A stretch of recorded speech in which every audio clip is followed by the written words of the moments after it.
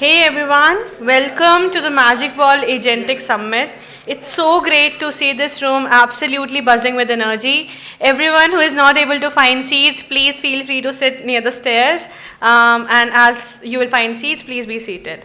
I'm Hasmita, your host for the day, and I can already feel the energy in this room, which is very electrifying. So big round of applause for that.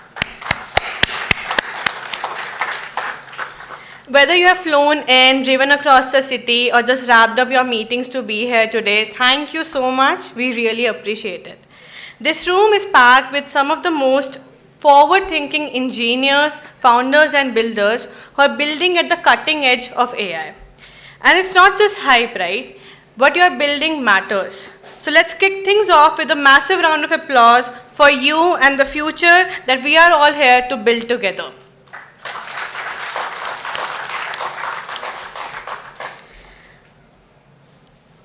Next slide, please. Okay. Let's rewind for a second. Why are we here? Magicball was born in July 2023, backed by Grayscale Ventures with a simple observation. There are so many AI builders out there, but no real home for them. We kept meeting solo founders, researchers, and engineers, building cutting-edge tools, but doing it in isolation. No shared space, no feedback loops, no community. So we built one. Since then, we have grown to 10,000 members strong, builders who have demoed their products, launched on Product Hunt and Hacker News, gotten into YC, hired co-founders and engineers, raised capital, and found lifelong collaborators. Because when AI builders connect, everything moves faster. But we are just getting started. By the end of this year, we are on track to support 15,000 AI founders, which means more builders, more breakthroughs, more magic. Because Bangalore isn't keeping up with AI, we are leading it. And today, you will meet founders who are at the forefront of AI, both on the application and infrastructure layers. Before we begin, I would like to highlight that none of this would have been possible without our amazing partners. A huge shout out to Accel, 8VC, Stripe, Google Cloud, and of course Grayscale Ventures for making today happen. Let's give them all a big round of applause. Here's what's coming up today. First up, we'll hear from the sharpest engineering brains behind companies like Cloudflare, Google, 8VC, on the use and adoption of agentic AI at scale, in production and within the enterprise. Then we have India's leading AI and SaaS investor, Accel, talking about where the market is headed and India's edge in the AI era. Following that, we have live product walkthroughs, 10 unstoppable AI companies unveiling not just their product but also the underlying tech architecture powering them. Don't forget Hacker Stage on the first floor, where a dozen other companies are conducting demos on up-and-coming technologies in agents, from NCP to knowledge graphs to multi-agent collaboration. On the Hacker Stage, we also have a focused technical workshop by Google at 5:30 p.m., Agentic AI with Gemini, a hands-off workshop on infra, tooling, and deployment. And it doesn't stop here. 40 startups are showcasing their work in the booth areas, spread across ground floor and first floor. Do make sure you chat with them. Each one is building something genuinely interesting. Let's kick things off with the most exciting part of the day now. We have got some incredible speakers lined up, bringing real insights on how agents are being deployed in production within the enterprise. Some of these folks have flown in from Bay Area to join us for this conversation, and we deeply appreciate that. Dane Knecht, CTO at Cloudflare. Let's please welcome him.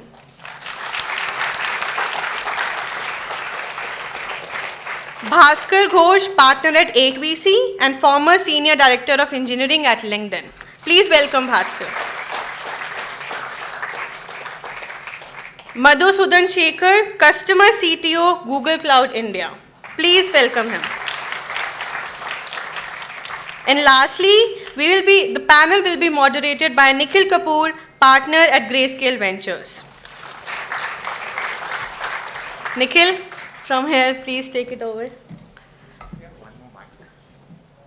Mic.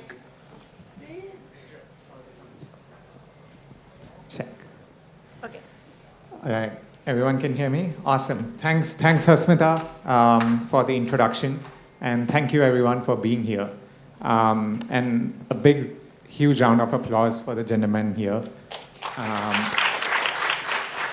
Both Dane and BG have flown in from Bay Area, and Madhu is a resident Bangalore from the Bangalore airport. Took the same amount of time, I heard. Okay, so we're not going to spend time into introductions, etc. I think everyone knows you guys already, which is awesome. We're going to jump straight in, okay? So the topic today that we're talking about is AI agents and specifically productivity or adoption within the enterprise. And we're going to touch on this topic primarily. But to begin, to kick off, I just want to talk about the products that each of you are spending time sort of building, investing in this particular space, specifically the agentic space. And I want to start with you, Dane. I think Cloudflare, I mean, you guys power 20%, maybe more, of the internet traffic. You guys went from like cloud to security to now at the forefront of AI. You have products like Vectorize, which is on the VectorDB side. You have Workers on the inference side. You have the gateway, and I heard from you that you also have something on the agent building side. So you want to talk about some of these products that Cloudflare has right now in the agentic side, and specifically maybe highlight the one on the agent building. Yeah, absolutely, and thank you guys all for having me. I've been in Bangalore all week, and I'm really enjoying it. Yeah, as you know, Cloudflare's gone through an evolution of first protecting infrastructure, then protecting users and devices. Now our developer platform is kind of front and center, and the developer platform has been around for over 8 years, where we slowly kind of built up the compute and storage primitives, and one of the key primitives that we have is something called durable objects, which actually brings kind of compute and storage into one unit. And kind of funny story, when we originally were naming it several years ago, it was actually, the developers actually called it durable agents. We should have kept the original name. And so with the rise of agentic AI, the developer platform has kind of found its really kind of killer use case. The idea that you can have a compute that runs 5 milliseconds from 95% of the world, where an agent that really, if you think about what an agent is, it's kind of acting on behalf of you as a person, where you want to be running close to you. You want it to have the memory context in a region that's where you are as well, and you want to have a secure compute there to run it. But then you also need connectivity to the rest of the internet. And so we released an agent framework, Agent SDK, a few months ago, and it's really taken off. And it's a little different than most of the agent SDKs that are out there. Most of the agent SDKs are focused on writing code, on writing the code to run the agents and the workflows. Our agent SDK is more of a runtime. It gives you a place to have memory and compute in one object that can easily be cloned and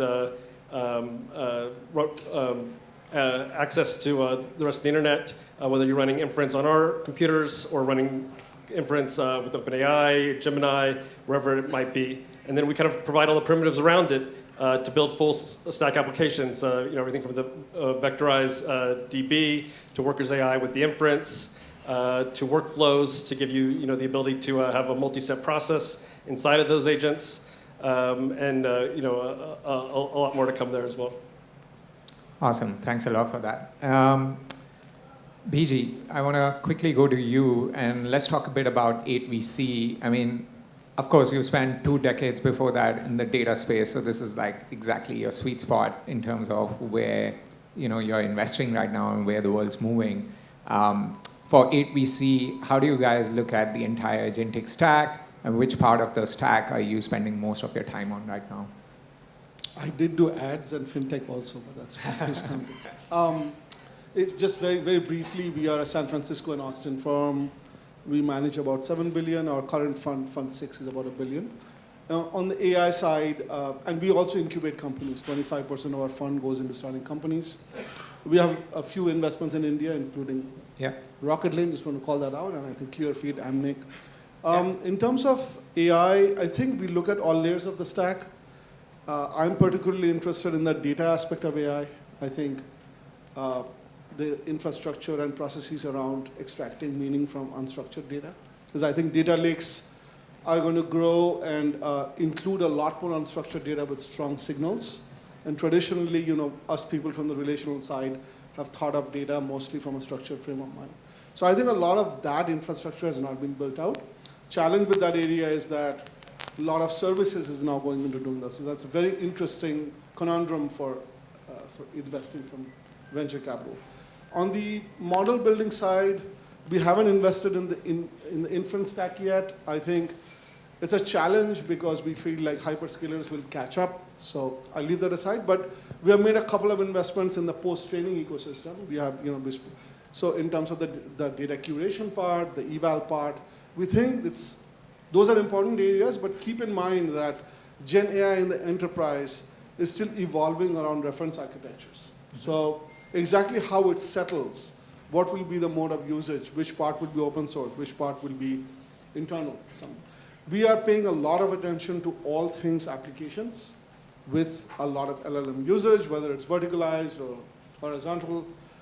And then now we're looking at AI-enabled services a lot. So just to repeat, for the AI side, all things unstructured data, a lot of focus on the post-training ecosystem, all things RL also. A lot of focus on the application tier, and a lot of focus on the AI-enabled services tier. Those are the 4 areas. Got it. So if I'm hearing correct, leave the inference and serving for the big guys, like Cloudflare, and then startups mostly spend time on the hard problems of extracting the data and then building applications on top of it. Yeah, I mean, that's in an like approximate. very small something. Yeah. Awesome. And Madhu, I want to go to you. And of course, Google is playing on all ends, essentially, right? You have obviously the models, like, probably the best models right now in the market with Gemini. You also have the open models with Gemma. And then I think a lot of builders over here, they actually spend a lot of time working on top of the open source models because it's, free. And then there's the consumers of models. You have 7 apps which have more than 2 billion users, right? Like all the way from 9. Okay. So it keeps changing. And then there's the Google Cloud, which I guess you spend most of your time on, right? And then within that, there's, I guess, the agent builder toolkits, which start with A2A protocol that you guys launched. You have ADK, which is the Python SDK for building these agents, and I'm sure a lot of people are using these too. And then there's the agent space, which I guess is more focused on enterprises. So did I cover most of it? And where do you spend most of your time right now? I'm really sorry, it's only some of it. Okay, only some. But anyway, yeah, absolutely, you're right. Yeah. So just to paint a picture, right, as you said, so we play in all layers of the stack. So we have TPUs down below at the infrastructure layer. Sure. The idea is that at the end of the day, when you scale AI, at its heart, it's a power problem. Yeah. Can you able to hear me? Yeah. Okay. So it's an electrical problem. So you need to ensure the amount of energy, the watts per token processed, inference done, has to be brought to a substantially lower volume. I think Jeffrey Dean had some calculation. He said the total amount of power that we produce in the world today is not enough to do what we have to do today. Just if we convert Google search to tokens in AI, you're not going to have enough power in this world to do that today. Okay. If you just look at what Google search serves, right? Just doing that. So there's a very different challenge there. So that's where the TPU optimization, et cetera, comes in, Sure. Scalability that's required, so on and so forth. Then on top of that, your training capability, your inference capability that comes with models. And then models are not just models, right? So you have Gemini, you have image generation, you have VO for video. You need to do multimodal because at its heart, you want things to be multimodal. Then that's open source with Gemma, but it's not just open source with Gemma, but it's also about, you want the models to work inside robots. You want them to work in control and automation systems.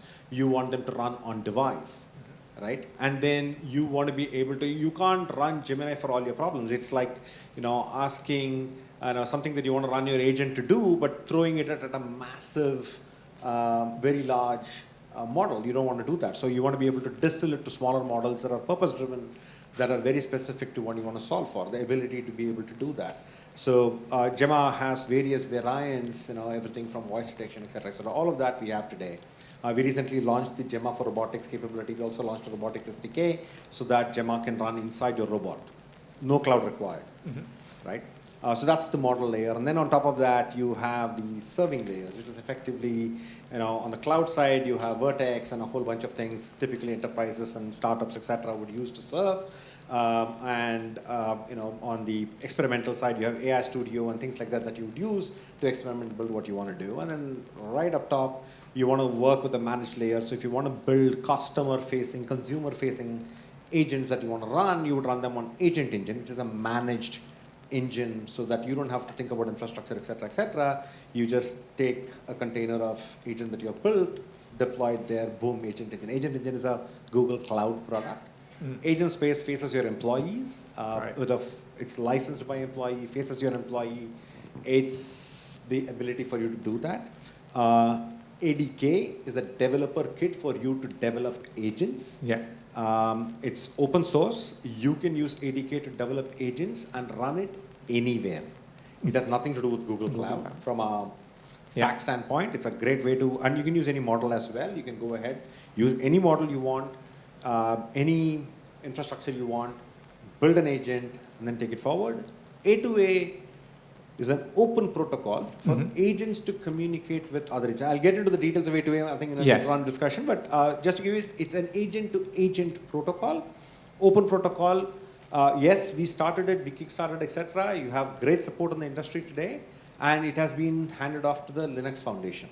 So it's an open source protocol managed with the Linux Foundation today that is used for agents to communicate with other agents. Got it. Perfect. So actually, let's just take that as a cue and let's dive into the A2A versus the MCP protocols and go straight into it, right? Maybe you can elaborate a bit more on the A2A protocol and how it sort of differs or is, collaborates along with MCP. And then Dane, if you can also jump in on the MCP part, because I believe Cloudflare has a product on that side as well. Yeah. So at its heart, from a Google organization standpoint, Alphabet organization standpoint, we support both A2A and MCP. The way we look at that construct is that when you have existing services and capabilities, when you want something done, as you build your agent has to go do something with SAP, your CRM software like Salesforce, or I have to go crawl the web, analyze a document, get something done. All of that is MCP. The ability for you to go get something done is MCP. When you have an agent, and I really liked one of the slides that Hasmita at the beginning put up, she said, we are building about 15,000 agents in here. Don't you want your agents to talk to each other? You would want to, right? Your agents are not going to live in isolated fashion around the world. I mean, we'll be running very, very quickly towards the world of isolated infrastructure in no time. We just took years to build data lakes, like decades to get here. And then we're going to build silos again? I'm sure not. So when you want your agents to talk and collaborate and engage and connect and orchestrate yourselves through a flow, that's agent to agent. The ability to discover another agent, ability to connect and initiate it to do something. And there are n number of different paradigms. Do you want it to run in parallel? Do you want to run it in sequence? Do you want to do a handoff? Do you want to do a callback? All of these are different ways you want to call another agent, right? Do I hand off something to you, or do I give it to you and you're going to come back to me? Right. Right, like a function call, right? Yeah. So that's all of these methods or mechanics are supported in A2A. Got it. MCP is about, I want to get this done in Salesforce. I want to get this done in SAP. I want to get this done in Google Drive or SharePoint, right? That's where MCP comes in, right? I mean, remember, Microsoft could ship an agent on top of SharePoint, in which case you will do A2A. But if you want to directly access SharePoint and get something done out of it, you will go through MCP. That's the way we see it. So But agent will there orchestration, A2A, Yeah. tools, Agent to agent is, tools integration, MCP. tools, mechanics, how to get stuff done, MCP. Right. I'm sure these protocols will evolve. Like Yes. anything that has happened in the industry through the years, there might be fungible ways to stretch things here and there. Yeah. But that's how the industry evolves at that point in time.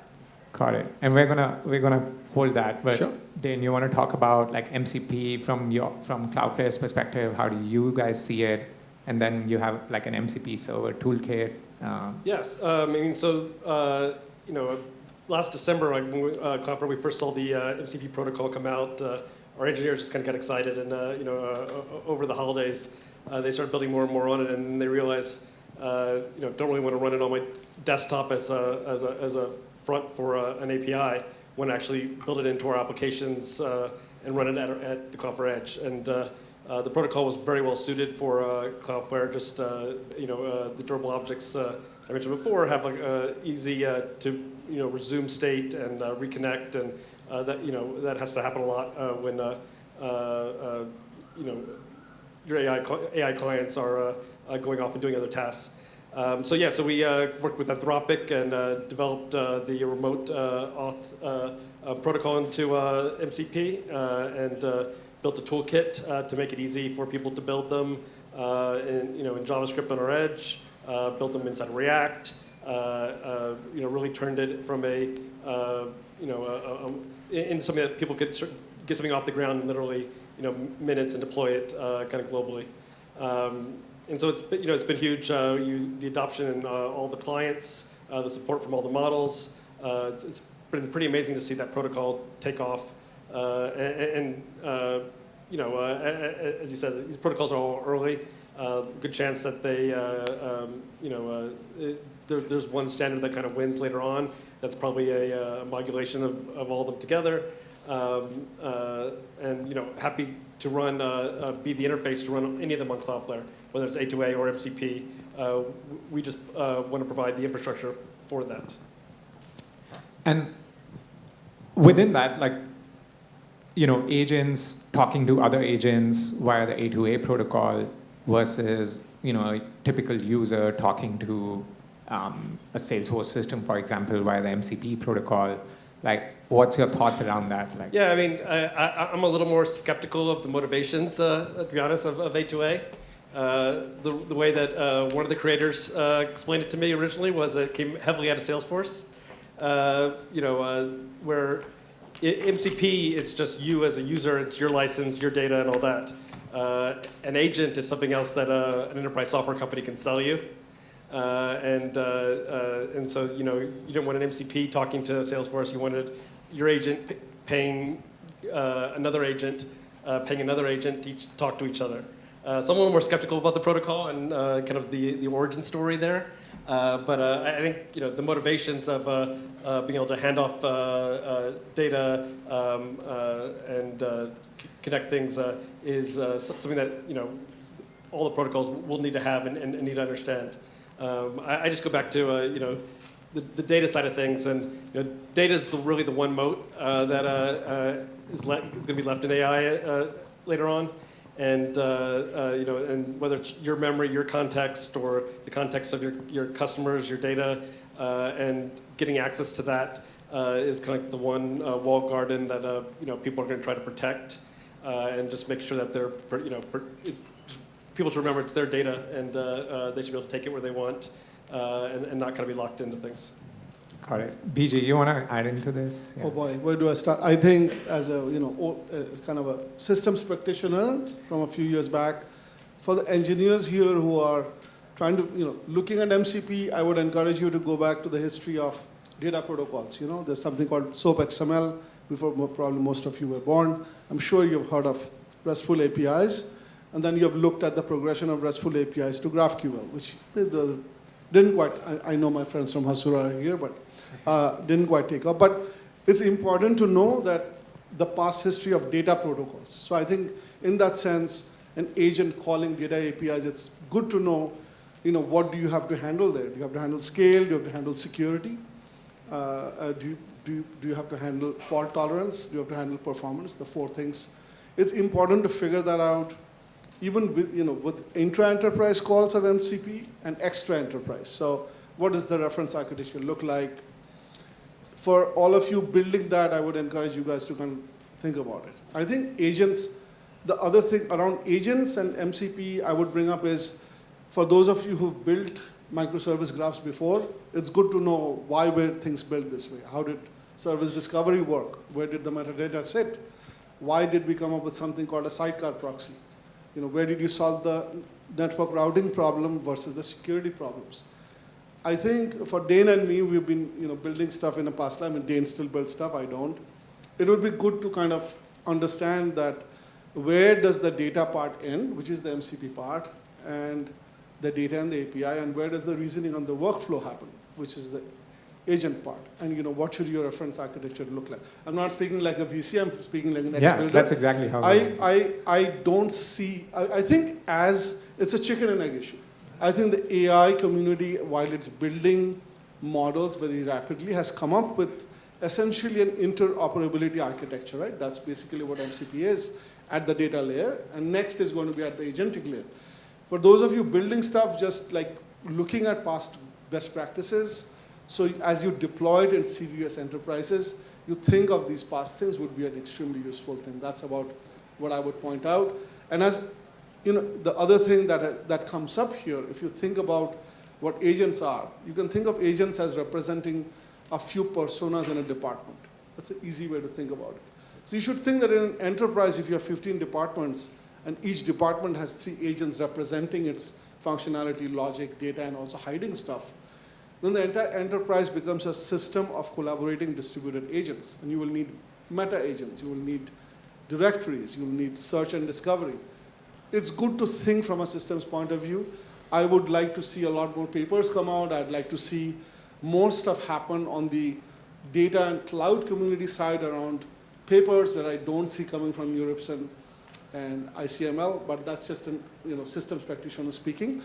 Would love to see more of that coming out of Bangalore also. Yeah, and do you think it's not coming out because enterprise and maybe these agents have not been adopted at scale right now, or do you think there's some other reason why that's happening? Yeah, I think it's about adoption. So if you look at the Berkeley VLLM project, for those of you who went and read that code, you couldn't do that if you didn't learn how to build databases.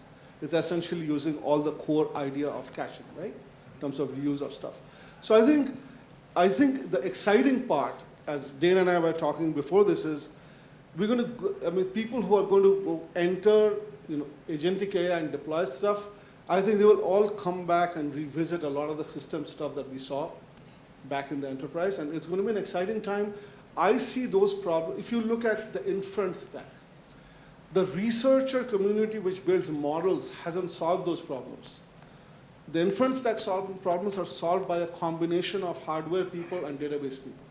It's really important to recognize that as to the kind of transpilers you have written close to CUDA comes from those two communities. Similarly, I think as agents get launched in enterprises more, a lot of the database side of things, system side of things, the security folks, Dane can talk about that for a long time, are going to come into these problems because the enterprise would want them solved. So I think it's just a matter of time. What's good news for all you builders is this complexity, multiple protocols. Those are all opportunities for you. Those are opportunities to simplify things for enterprises because they create interoperability. And then one thing that we've all seen is everything kind of gets reinvented every few years, and we'll reinvent an observability set of startups for all these things, security startups, compliance. So there's a lot of opportunity here to solve the complexity that's being created. Sure. I think to just summarize what he said, right? Distributed computing as a problem. That took a long time. Distributed computing is literally coming back the other way with AI. What you're going to see, most of those patterns can re-emerge. And at scale, when you're doing inference in AI and executing, what's going to happen is many of your patterns of distributed computing are going to come back and surface itself the way. For example, the way we speed up model inference is effectively we partition the tokens, we send it across n number of TPUs, we run it horizontally, come back, re-infer, execute, come back. That's the reason you see substantial speculative execution capability that comes in and how we actually do inference faster. Like what we launched with Gemini Flashlight recently is horrendous improvement in speed comes as a result of speculative execution. Yeah. And you want to do that. Then some of the things that he said is like, okay, now that my model takes X amount of, like say 150 milliseconds to do what it does, my code sits on top of it another 100 milliseconds, and then there's something else happening with another 100 milliseconds. Yeah. By the time, and you want to build a customer service agent where customer is talking to you, Yeah. right? And you want that response to be back in 100 milliseconds. Right? Can I just do something daring? I would love to see a show of hands from anybody who has heard of something called level 3 BLAS. Anybody? BLAS? Yes. Any hands? All right. So, NVIDIA inference wouldn't be working without level 3 BLAS. So BLAS stands for basic linear algebra subroutines. So back in our PhD days, we were basically doing matrix vector and matrix multiply, sparse and dense, using hand-done parallelization, something called MPI, Lambda. That community, the stuff that was built 30 years ago, found its way to NVIDIA, to the software group, to the data group. That is at one of the heart of how CUDA is implemented.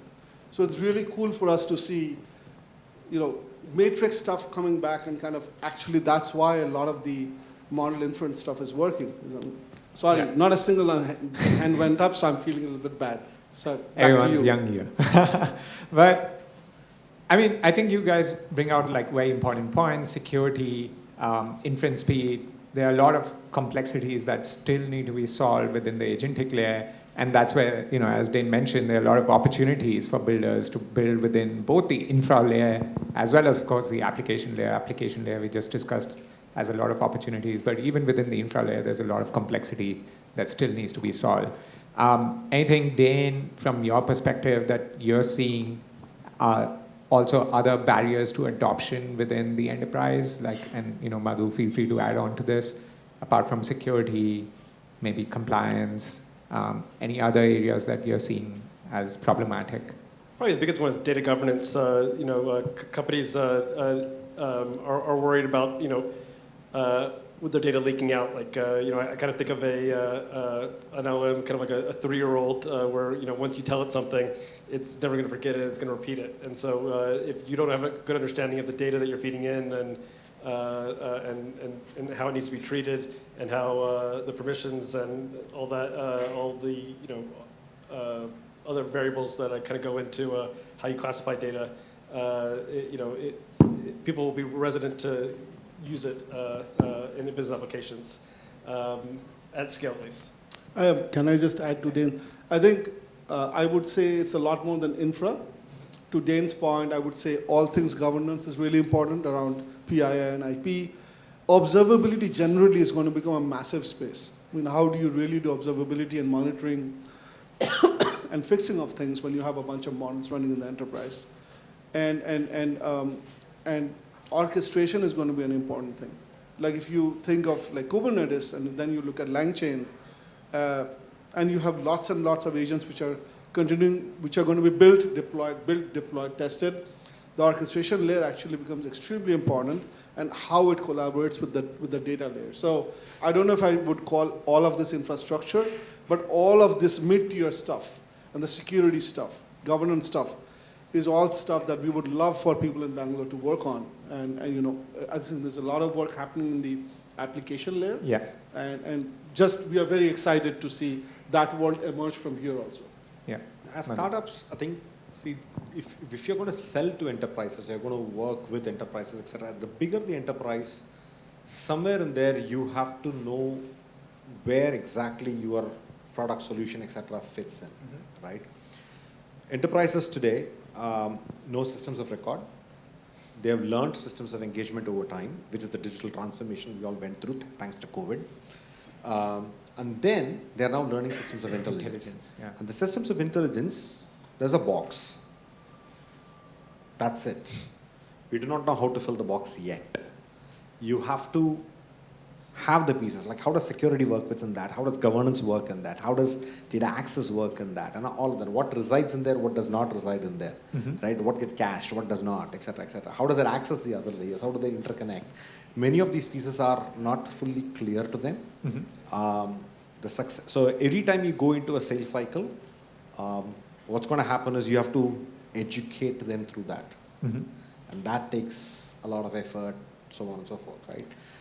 That's sort of where the challenge is. So the adoption curves are slow because the enterprise architects will ask you these questions, and you'll have to educate them through the process. And there's a lot of education happening. You know, the Googles of the world, the Microsofts of the world, the Amazons of the world will go and educate them, but there is more that needs to be done for them to get comfortable with that, so that they start buying much more easily. And is that what you're seeing with, I mean, you spend a lot of time with Indian enterprises.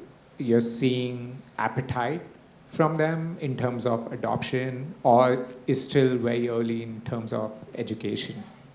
No, so we do see extensive amount of POCs, extensive amount of evaluations, etc. Again, there are, when you think of enterprises, there are traditional enterprises in India.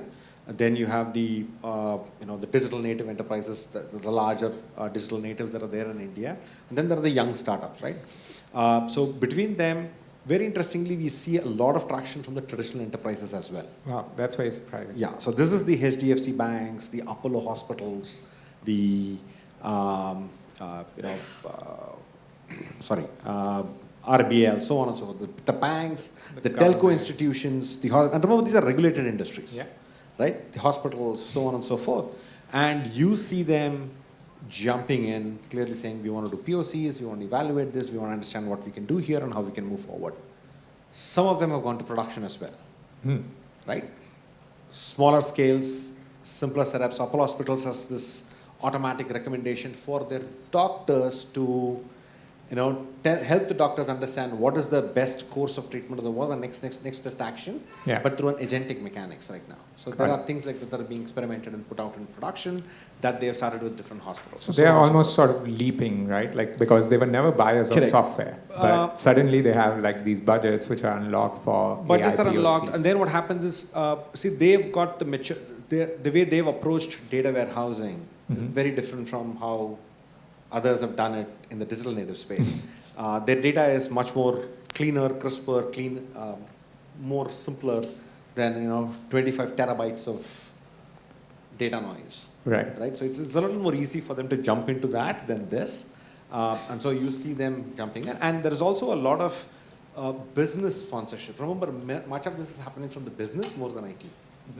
Right? Similarly, in marketing, digital marketing, marketing engagement, customer services engagement, so on and so forth. Yes, Indian language is still a work in progress, but you can still do Hindi, Tamil, Telugu, Kannada, etc. quite efficiently. You get fairly decent responses, at least with the Google models right now, with Chirp and etc. And you can definitely experiment on them. Yes, they don't sound very native. I agree with that, but work in progress. There's a company presenting today which is making it like AI, like Hindi native. I understand. So and then remember, you can use ADK, use their model, build that. You can do the inference on Gemini or Gemma, come back, go pull that up, translate that to voice. You can do, all of that is possible, right? So in a number of things. And then another thing that, it's a side thing, it's nothing to do with this, but very quickly, right? So one of the things that Google we are working on with India is that there are plenty of languages in India that don't even have a script. Correct? Like Tulu doesn't have a script. So how is AI going to respond to somebody in Tulu if there's no script? Correct? So you have to do voice to voice. Right. So how do you do voice to voice in a model? And what is the most toughest language to speak? So we said we will train Gemma for dolphins. If you can interpret dolphins, you have solved the most complex problem, and then work backwards from there. And say, okay, we'll do Tulu, we'll do Konkani, we'll do others. That's awesome. Right? That's work being done in Bangalore, by the way. Oh, amazing. Dane, over to you. Cloudflare, APAC is, I guess, like the fastest growing market for you guys right now. I think more than 50%, like quarter-on-quarter growth, or year-on-year. I forget the numbers. How big is India for you from a enterprise sales perspective? And then between the digital native versus the traditional guys, where are you seeing more pull, especially for these AI systems? Yeah, the Indian markets, APAC and then India in particular is one of our faster growing markets. Cloudflare is making quite a bit of investment here. We just recently opened up an office here for both R&D and also have sales teams here as well. And customers ranging from people on our free plans all the way up to the government level. Obviously, in all markets, our adoption usually kind of starts at the free and then goes to the digital natives, and goes into the more traditional enterprises than the government. So the funnel is definitely weighted towards the digital natives. The good news is the number of unicorns that are coming out of India and Bangalore in particular is growing really fast. So it's just a huge opportunity, even just servicing those large digital natives. And those digital natives are both serving the Indian market themselves and also serving the global market. And Cloudflare has the ability to kind of help them both better serve the locally as well as better serve globally. Got it. So yeah. Yeah, thanks. And BG, you mentioned a bunch of companies here: Amnic, ClearFeed, Rocket Lane, so many others. Do you advise them to focus on any segment of the market in the enterprise market within India between digital natives, traditional? Do you typically advise them to get a few customers here and then move to the US, especially if they're selling enterprise software in the AI space? I mean, India, if you look at the software buying patterns, I mean, for Dane, I think for the Oracles and the Googles and the Microsofts and the AWSs of the world, I think large companies here, government or private, buy large accounts in those areas from, I would say, legacy companies and some forward-facing companies like Cloudflare. I mean, we sold a large deal into HDFC from our distributed Postgres company called Yugabyte. We haven't been able to do a lot of large sales from the Accels of the world, from the Yugabytes of the world. So I don't have a thesis there. The flip side is, I've spent time with companies like Angel One, like Razorpay, PhonePe, which are hyperscaling companies. Yeah. And I've been super impressed. Razorpay has bought a bunch of software from us, from our portfolio. Yeah. But I have found the innovation there in terms of build it internally to be incredible. Yeah. That is good news for the Indian companies. That's probably not such good news for the small startups based out of Bangalore and Pune. And so I don't have a thesis around it. But ultimately, if you sit down and think about it, I mean, our thesis is build in India, sell in the US. Yeah. And we find the business co-founder to be moving to San Francisco really quickly, Yes. while the engineering teams here are very good, CTO spending more time here. I think from what we have seen from the SaaS cycle, kind of the Freshworks Zoho cycle, is that it's easier to do the first $1 million worth of product maturity and selling here, then you kind of go and say, okay, prime time is there. For AI native companies that we are building out of here, we haven't seen that yet. Yeah. But I'm hoping that it'll evolve, that the mid-market companies and the large companies will buy more from startups, because that creates a secular feedback loop of technical knowledge here, both from the buyer side and the seller side. Yeah. So we haven't seen that too much yet, but we really want to see it, because it'll be great for the startups that we are supporting here. That's kind of how I believe it. Well, one benefit that at least as Grayscale we've seen is, when people are building a lot of stuff inside these hyperscalers and like big companies like Razorpay and Flipkart and PhonePe, then typically they're very well suited to sort of come out, spin out, and launch these kind of products outside and sort of serve global markets. So that's actually a good sort of thing for the VC ecosystem. But yeah, selling within India has always been a challenge, but definitely less of a challenge with digital native companies. Yeah. Fair enough. Yeah. I mean, I'll put in a plug that from our, and I'll repeat the plug that from an 8VC point of view, from an AI-enabled services side, which is a big part of our thesis, we want to have engineering teams here. We want to build from an 8VC perspective. So just from an engineering talent point of view, we are extremely bullish about the Bangalore, Pune, Chennai ecosystem. We want to build a lot more here. Just to make sure, I'm not making a point about who we sell to. Yes. I'll make one more point that this is not the forum to discuss AI-enabled services. Yes. I think if you think of AI-enabled services, there is a massive opportunity of doing more stuff out of India, not just because of the technical talent. The AI-enabled, the services part, the BPO part, this should be the center of the planet to incubate those companies. Yeah. And finally do buyouts and roll-ups, which is where a lot of venture capital is going in an AI-first world. So just want to say that we expect a lot of that to grow and inflect out of the Indian ecosystem. Got it. Well, I mean, I would love it if you can write a blog post about that, like for everyone, so that they can read it and they know what Fair you enough. guys are looking Fair for. enough. Yep. But I mean, with that plug, actually, I think we're almost at the end, and I do want to take one or two questions from the audience quickly. So maybe any last plugs from Dane, Madhu, like how are you seeing the market? What's most exciting for you? Why are you even here? Like, are you here for engineers? Are you here for like sales? Like, what's exciting? And what about the excitement, Dane? How do you feel? First time, I've been telling you about 3 years. Thank you for coming. But I mean, you and I were saying this in a very serious way. I mean, how do you feel about No, the I mean, the energy at all levels. I mean, I've gotten to meet people in high school that are building, people that have scaled companies, CEOs of companies that have scaled, like Razorpay, that have scaled up in cred, and I got to meet obviously emphasis type companies as well, and across the spectrum, just the energy, the innovation, the desire to build new things is just huge here. Awesome. And great weather. I think That we do. Yeah. You also came in the right months. Yeah. and the best traffic in the world. I'm kidding. It's exciting anytime, and I live in Bangalore, so it's exciting every time to come to this side of town. And then you see the constant buzz, noise. I mean, you can't go to a single coffee shop in Bangalore, anywhere between Kormangala, HSR, Indranagar, etc. And like if in the part I live in North Bangalore, right? So if you go there, generally people are talking real estate in a coffee shop, and you come this side, people are talking startups, right? But everybody's talking millions, though, right? Just different products. Yeah.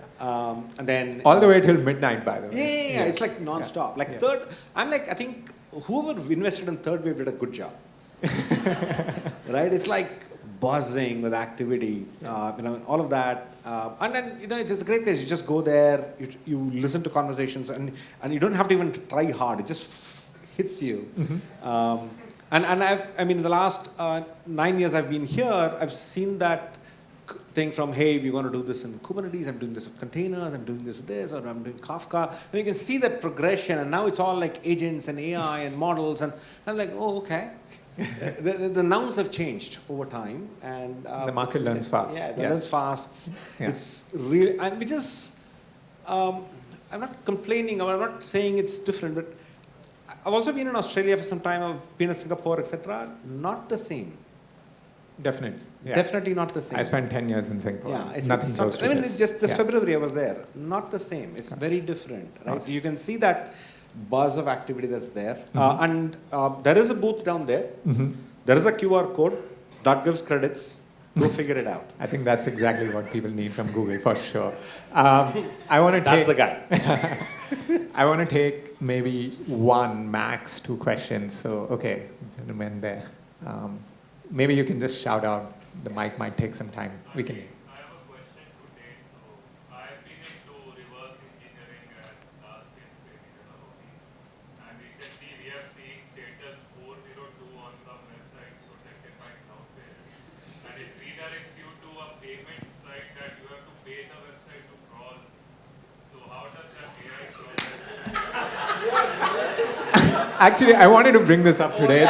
The we paper actually crawl. discussed this literally like half an hour ago. They just announced it yesterday, if I'm not wrong, like the paper crawl policy. You want to talk about that? Yeah, so Cloudflare get blocked now. Yeah, Cloudflare's mission is to build a better internet, and a better internet requires an open web, and an open web requires content creators.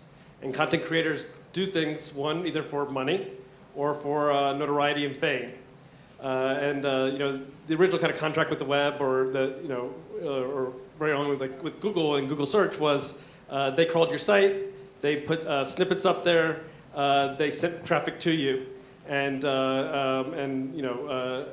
everyone got to benefit from that. The problem now is it's 10 times harder to get traffic from Google than it was just a few years ago. And Google's the best. Is one of the best of them. Like Google sends the most traffic per crawl,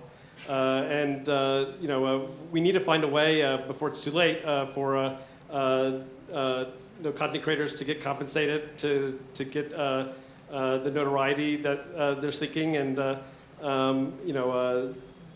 if they're not making money on ads, they need to make money another way. So we're trying to help facilitate that, and let content creators. Maybe this is the time that micropayments actually start to take off. But they need to find a way, whether it's this or something else. It's in beta, if I'm not wrong. What's that? It's in beta. It's in beta, yeah. And I think it's going to evolve. We're taking feedback from the model companies, from the largest media companies. This is very much a work in progress. Got it. So I think the other answer is like you're looking like an agent to Cloudflare over there. One more question very quickly. Yeah, maybe the lady there.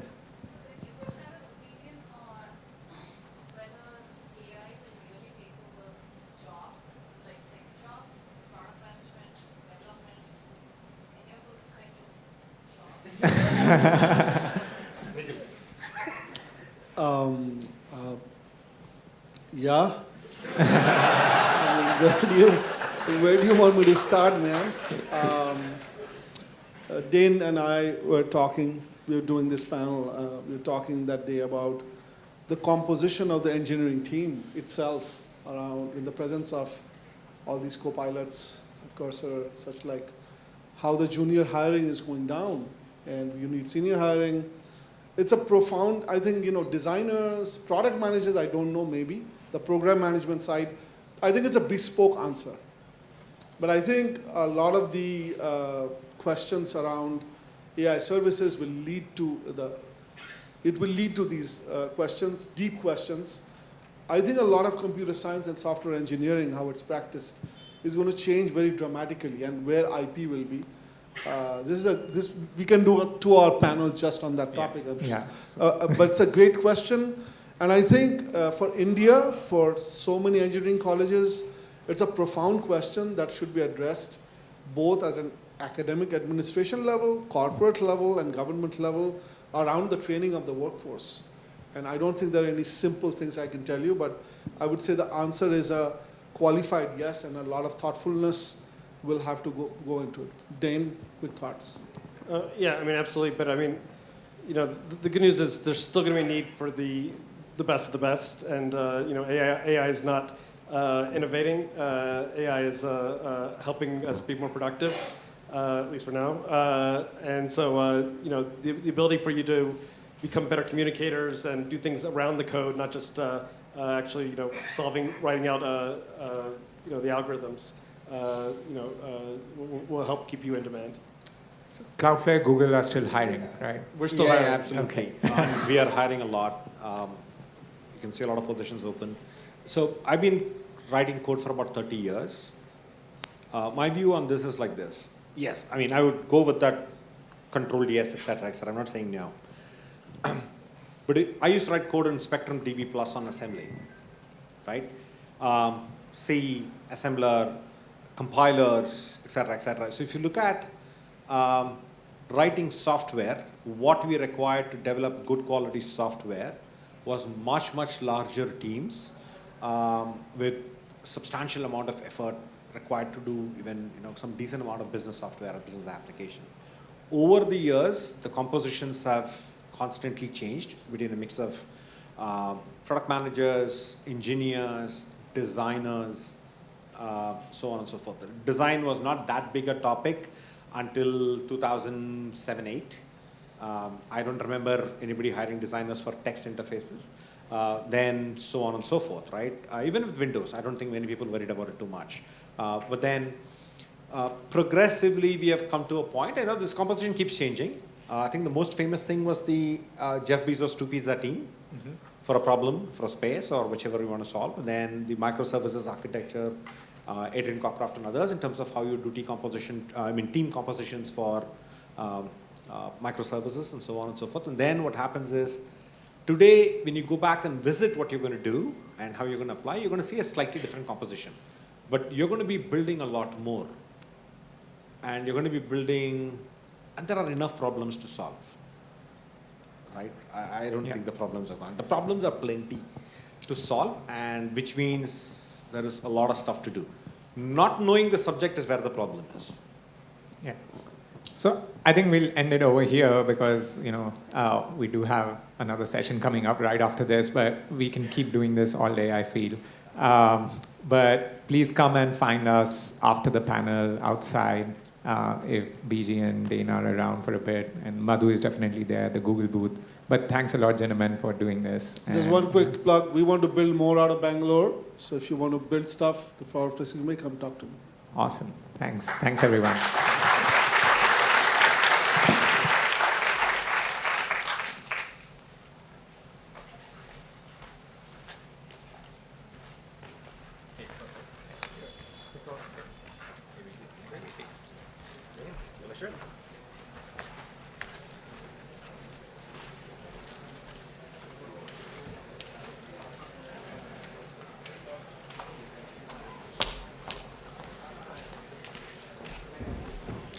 Thank you so much, Dane, Madhusudan, BG, and Nikhil for the amazing session.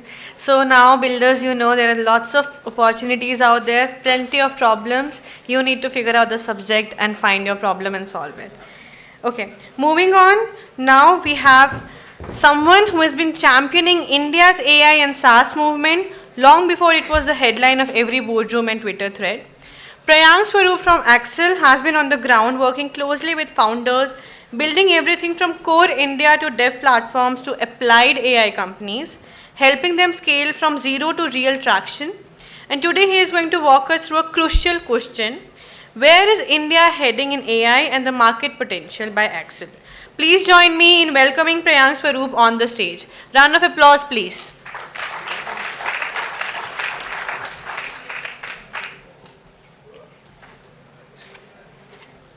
Thank you. Yeah, you can disconnect. Yeah. Is there a mic hoga वैसा? A hand mic? This is the mic? Okay. You need a hand mic? If hand mic is there, so we Yeah, I'll do it. So, guys, can we can you switch to my slides?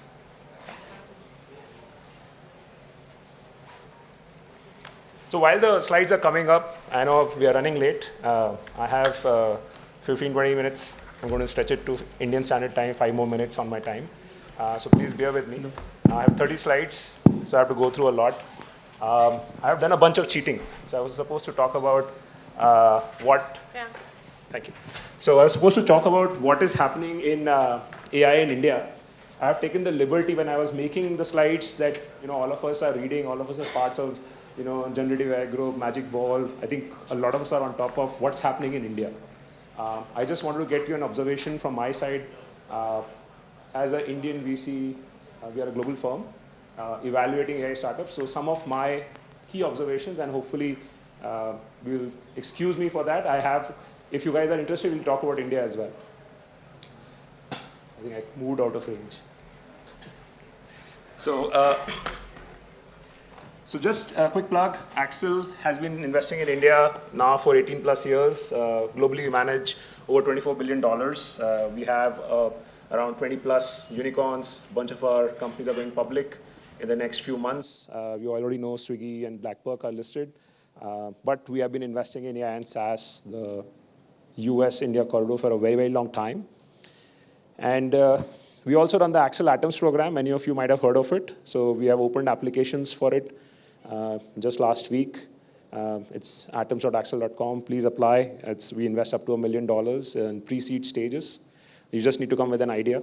We used to do companies without an idea. We realized too many pivots used to happen. We are happy to do that, but we invest behind the team. So that's the right.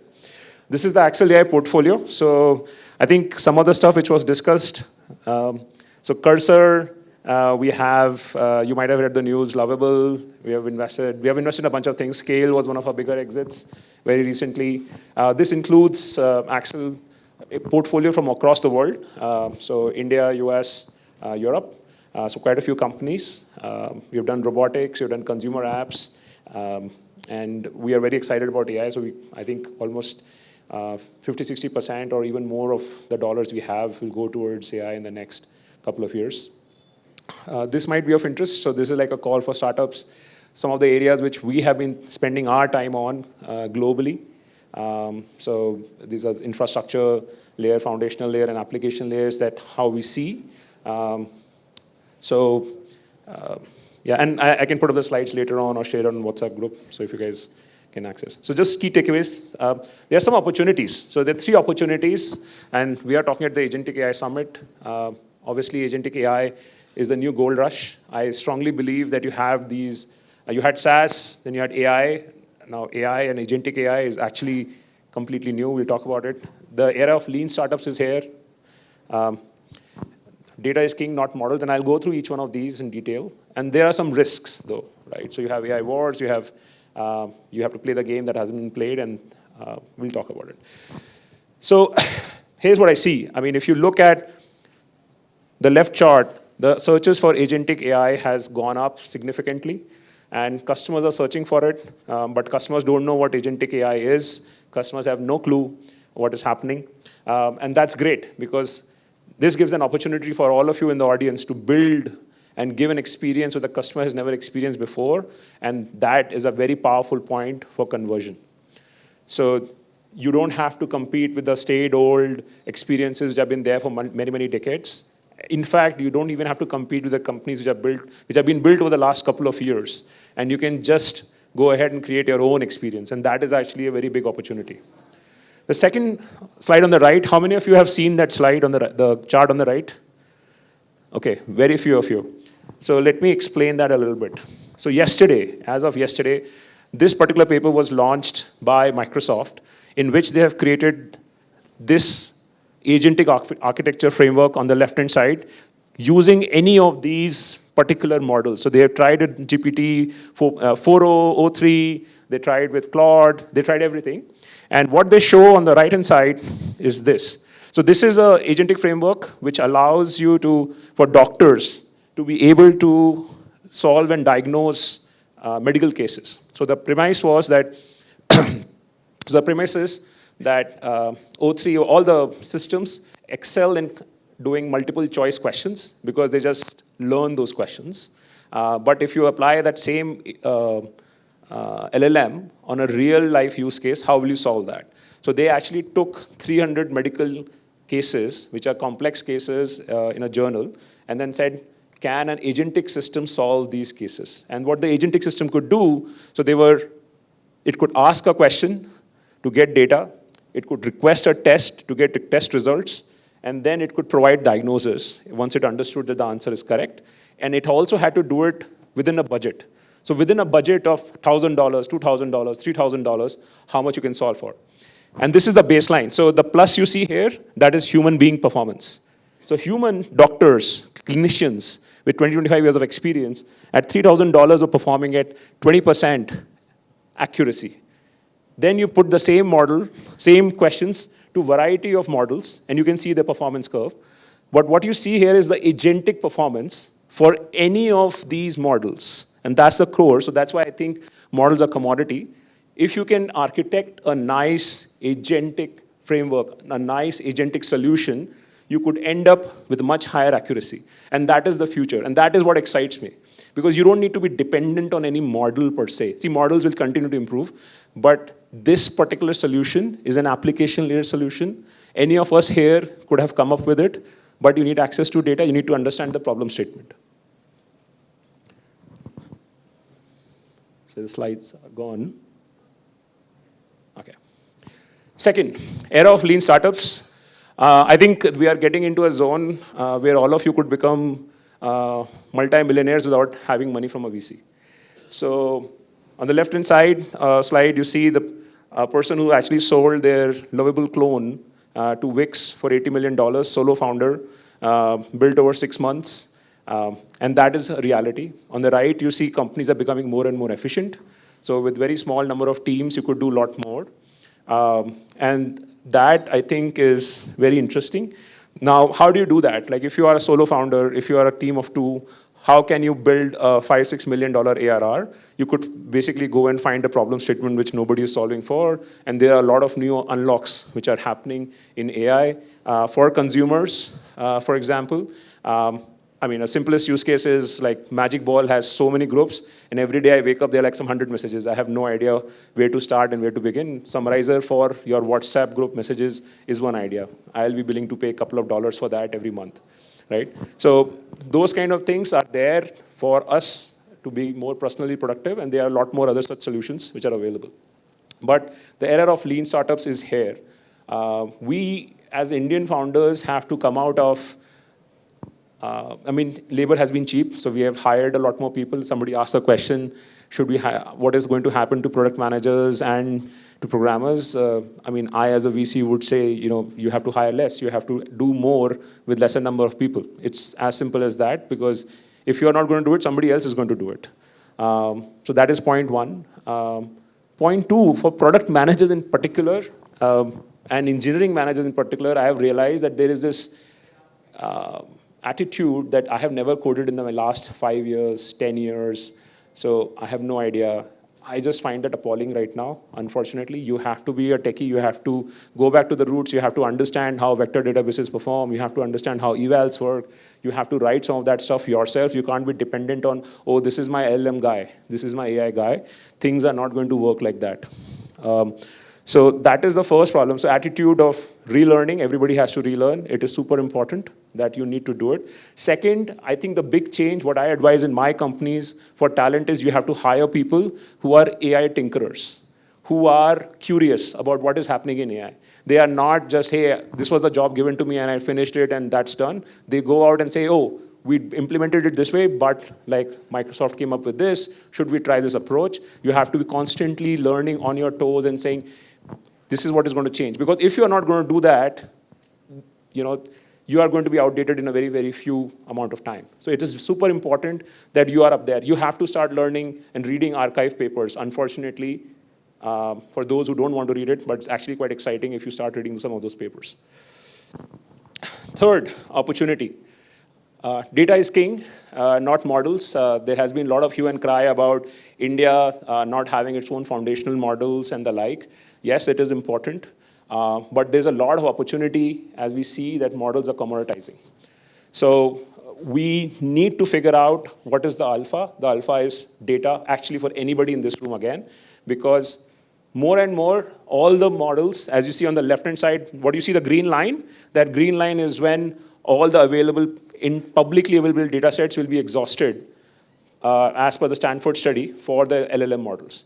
So then all models will probably reach to a certain level of performance, which is very similar. And the deltas and alphas will come only from private data, will only come from what you as a startup can create either with synthetic data or better. So that is one use case to think about. Second point I wanted to make is, and we're starting to see this pattern in US, we are not seeing this in India yet, a lot of US startups to leapfrog accuracy with their customers go out and buy synthetic data on day one.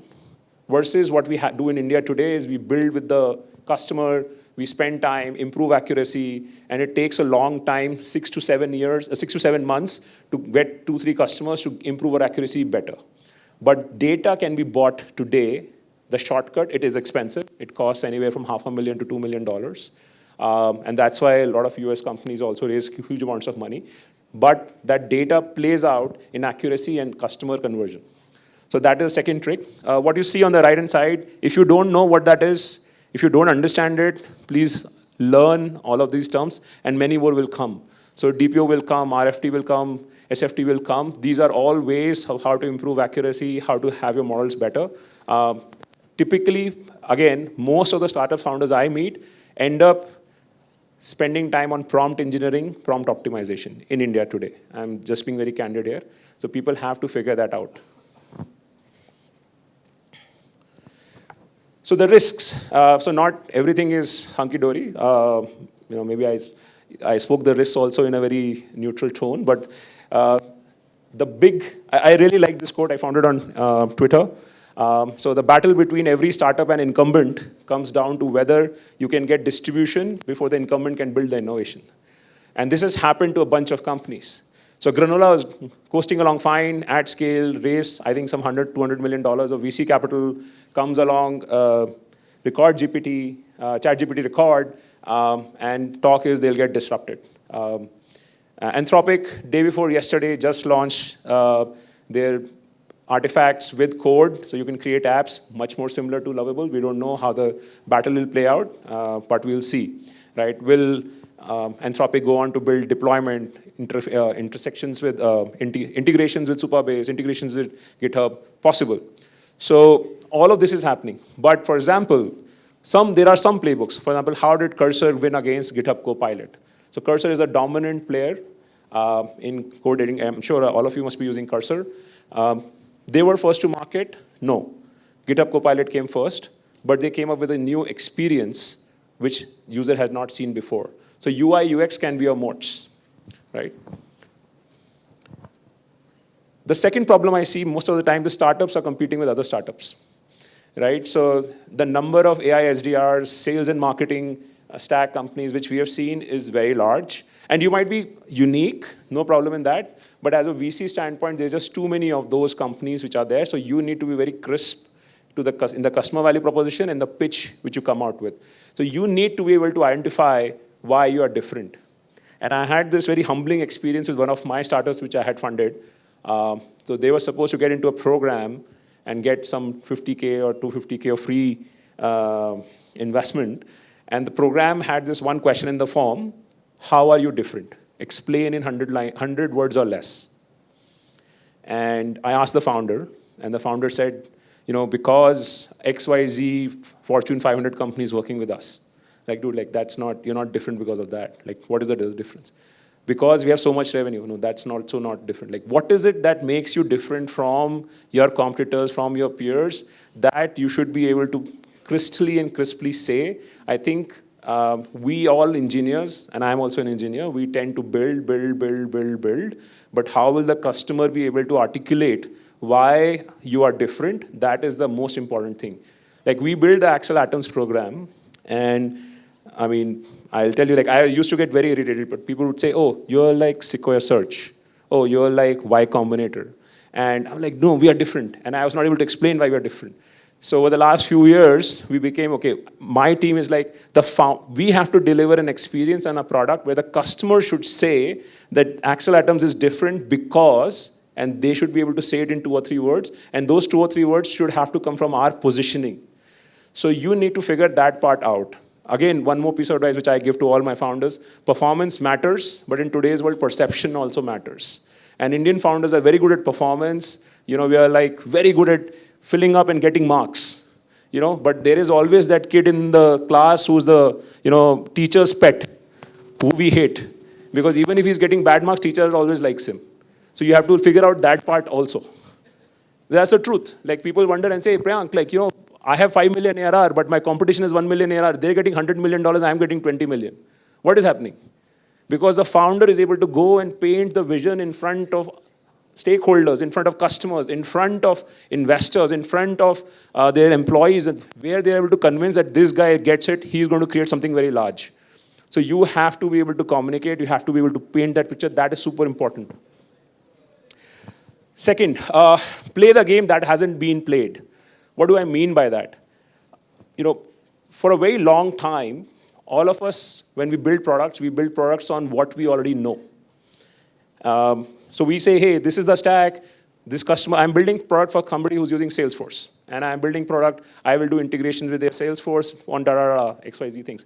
But what if Salesforce itself changes in 6 months, 1 year? And all of that change is happening very, very fast. So you have to take risks. And this is slightly different between founders who are bootstrapping and founders who are raising money from VCs. As a VC, my mentality is you are in a war. You are actually in an AI war. You are fighting with other startups in India. You're fighting with global startups. And you can't rest on your laurels. You can't say, I built a product and this is great and I'm getting customer retention. You will get disrupted because in 3 months, somebody else will come up with a better product than you because they would have built on something which they think will happen 1 year from now. And what I'm showing here is, like, for example, Granola. Note-taking apps. I'm sure everybody is using Fireflies, Otter, all of those. But Granola took off even then. Why? Because they offered a much better product. But even more so, the voice models they integrated with were much better. The word error rate, which is what meaningfully impacts customers, significantly reduced in error rate, and that's why they were delivered a superior experience. And they were ready for that. They said, we build the product, the models will catch up in accuracy. We are going to deliver that. On the right-hand side chart, it's a very interesting chart. So what I said, GitHub Copilot released before, much before. You can see almost 1 year before Cursor released. But GitHub Copilot did not win. GitHub Copilot became mainstay. There was a time when GitHub Copilot was used everywhere in the world by all enterprises. But even then, Cursor won. Why? Because the models became much better and they coupled it with UI UX, which nobody else had thought about. So you have to figure out the game which you have to play, which is nobody's thinking of today. That's my bottom line. And you have to think 1 year from now, what is going to happen? I'll start building today. It takes time to build a good product. And within a year, when actually that happens, that technology, LLM innovation intersects with your product, you will be the only person who's building it, and your product has arrived. So you have to think. That, unfortunately, is a very scary thought for a lot of founders. Let me be very honest. Because our founders come to me and say, but Prayank, like, you're telling me to bet my company on something which might or might not happen. There's a 50% chance it might happen, 50% chance it might not happen. Hey, if you are VC funded, I want you to take that risk. If you're bootstrapped, I can understand if you don't want to take that risk. But if you land on that risk, if you're playing blind and that actually happens, you win the jackpot, you will win the jackpot, right? So that you have to take the risk is where we are today. But definitely the pace of disruption for anybody in the room is going to go and increase. Last and not the least, and this is the most controversial point. So these are some of our companies. You can see the revenue growth is crazy. And it's all PLG. I think the biggest, actually the left two are PLG, the right one, Decagon, is not PLG. But PLG is becoming the cornerstone even in enterprise sales. So your enterprise customer is actually searching online for some sort of an AI solution. And if you are putting a box and say, talk to us, there is friction in it. So some of our companies have tried doing, hey, let us put some sort of a PLG product, some free PLG product, where the customer can just try it on their own inside the inbox, and then let's figure out, if it is interesting, it becomes a qualified lead. So you have to remove that friction, because searches are happening online for these kind of products. Second point, we have been doing this for many years. Infosys started 44 years ago, 1981. Forward deployed engineers, it's a hot topic in the Valley. Palantir has done it. Everybody else should be doing it. Indian startups have been doing it all the time. Don't shy from services. A lot of times, and I should appreciate some founders realize that they are building like an AI voice platform. And they go to customers and say, hey, here's my AI voice platform, build your voice apps. I will help you with observability, security. I'll help you with integrating with Whisper, anything you want, 11 Labs. And the customer says, boss, I don't have these engineers. Can you build a solution for me? And they say, this is not my ICP, and move on. The challenge is, not the challenge, the opportunity is there. You could actually build a solution. You could build that services layer for yourself. And that is what we are seeing. Companies, I'll give you a simple example. For example, Salesforce. It's very well known for every dollar of Salesforce, $10 is actually spent on services of Salesforce. So it's a 10x bigger market. So a very new thing in VCs, not new thing, like last 1 year in VCs is, let's find somebody who's doing AI-enabled Salesforce services at a higher margin and faster services to customers, and let's go and invest in that, because you can go after a $10 billion or $100 billion market. And the third point is VCs and founders' perspectives differ for the simple reason that you might not agree. The biggest challenge I have been is some of my companies are coming and saying, I was at 1 million ARR. End of the year, I'll be at 5 million ARR. Priyank, what do you think? I will be able to raise at $30, $40 million. And I'll kid you not, yesterday we are having a conversation. A company is doing 100K net new ARR added weekly, okay, from India. And we were having this debate. It's not very exciting. Because what are the answer for moats? How are they different? Red Ocean, are there other companies like this? Is this more durable? Will the founder be able to stack up to all the research which is happening? So the ask from VCs is actually increasing. VCs want more and more 10x growers, not 3x growers. That's the reality. And not everybody will do it, by the way. And I'm not saying 100% of VC startups will be like that, but that is the way a VC is getting to experience what the AI wave. Because you're sitting and you're finding the best companies. I see some of my friends smiling. some of my companies are not growing that fast. So, and this is, by the way, not just VC, this is happening in the market. This is from Stripe, what you see. The blue line is AI startups. So they are getting in 2 years to 5 million ARR, whereas the earlier number for SaaS startups was 3 years. So this is on aggregate, right? So top 100 companies. So, and again, VC dollars go into the top 100, right? Nobody wants to be the 101st guy. So that gives you some idea. Okay, so at this point, how much time I have left? Done? Okay, so I can stop here. If you guys want, I can take some few questions. The other slides I can just put on LinkedIn. So, good, bad, ugly? Okay. Okay. Sorry. Questions? Yeah.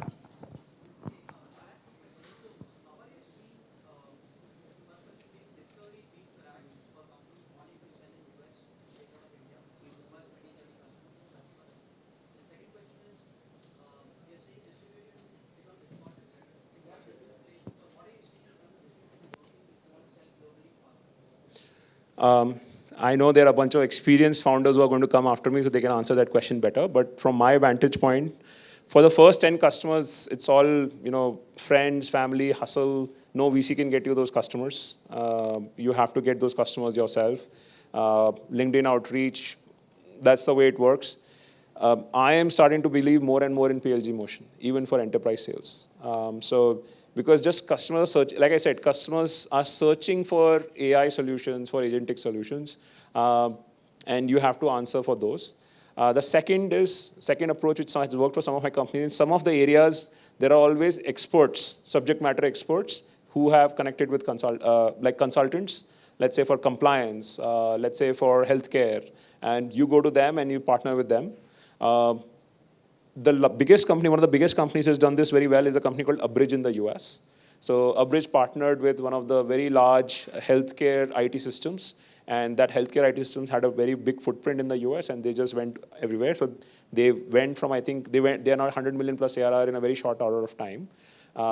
In India, you would not have, like maybe Tally is one place, but I don't know if Tally will partner with anybody and you can really get money out of that system.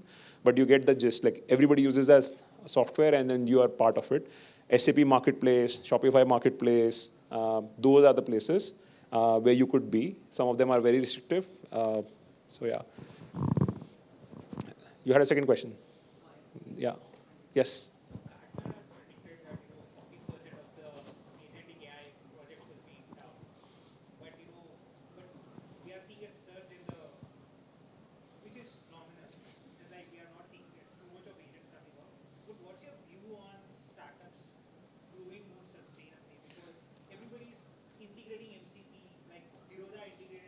Yeah.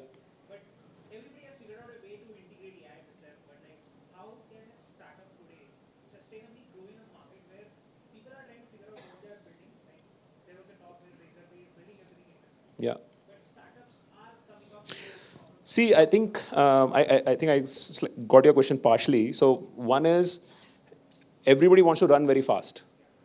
People who have resources to run very fast, they have always a decision to make, build versus buy. People who, if you have built a product which is very good, people will just buy to run very fast. Like, I don't want to wait. Like, I'm offering you guys, you build me the WhatsApp group solution. I don't want to build it myself, right? I'll pay money for it because it just helps me work. All of us bought Cursor, right? Like, the moment you use Cursor, like, how many of you have tried the open source version of Cursor? Is anybody using open source version of Cursor? No, one person. Okay, great. You should move to paid version. Because just the fact that Cursor just builds in so much of UI UX makes it much more easier to use, that why not give them that $20, right? So you need to, so basically that's one of the points, that the products have to become deeper. Nobody is going to have patience for a half-baked product anymore, because everybody expects now you will build an amazing product.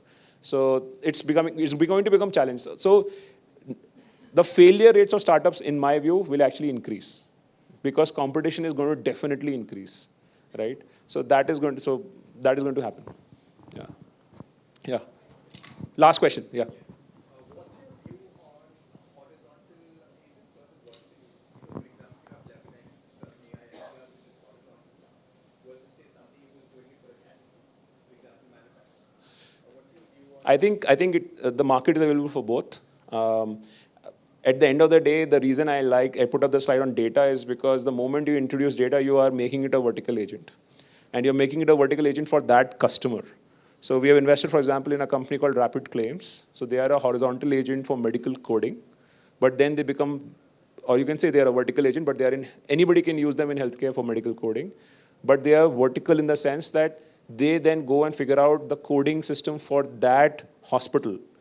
Hospital has different norms, so then you're fine-tuning for that customer. Then you're fine-tuning in that customer for specific procedures.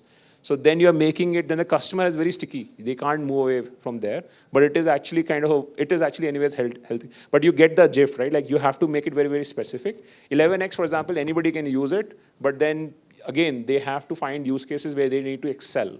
So that's the other piece. So I believe vertical is more important. But there is space for both. Like granola is horizontal, you know.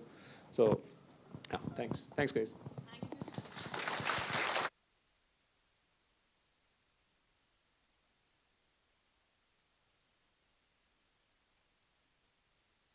Round of applause for Prayank, please, everyone. Looking forward to those slides on LinkedIn. Everyone, whosoever has questions, please follow up with Prayank. He will be around for a while.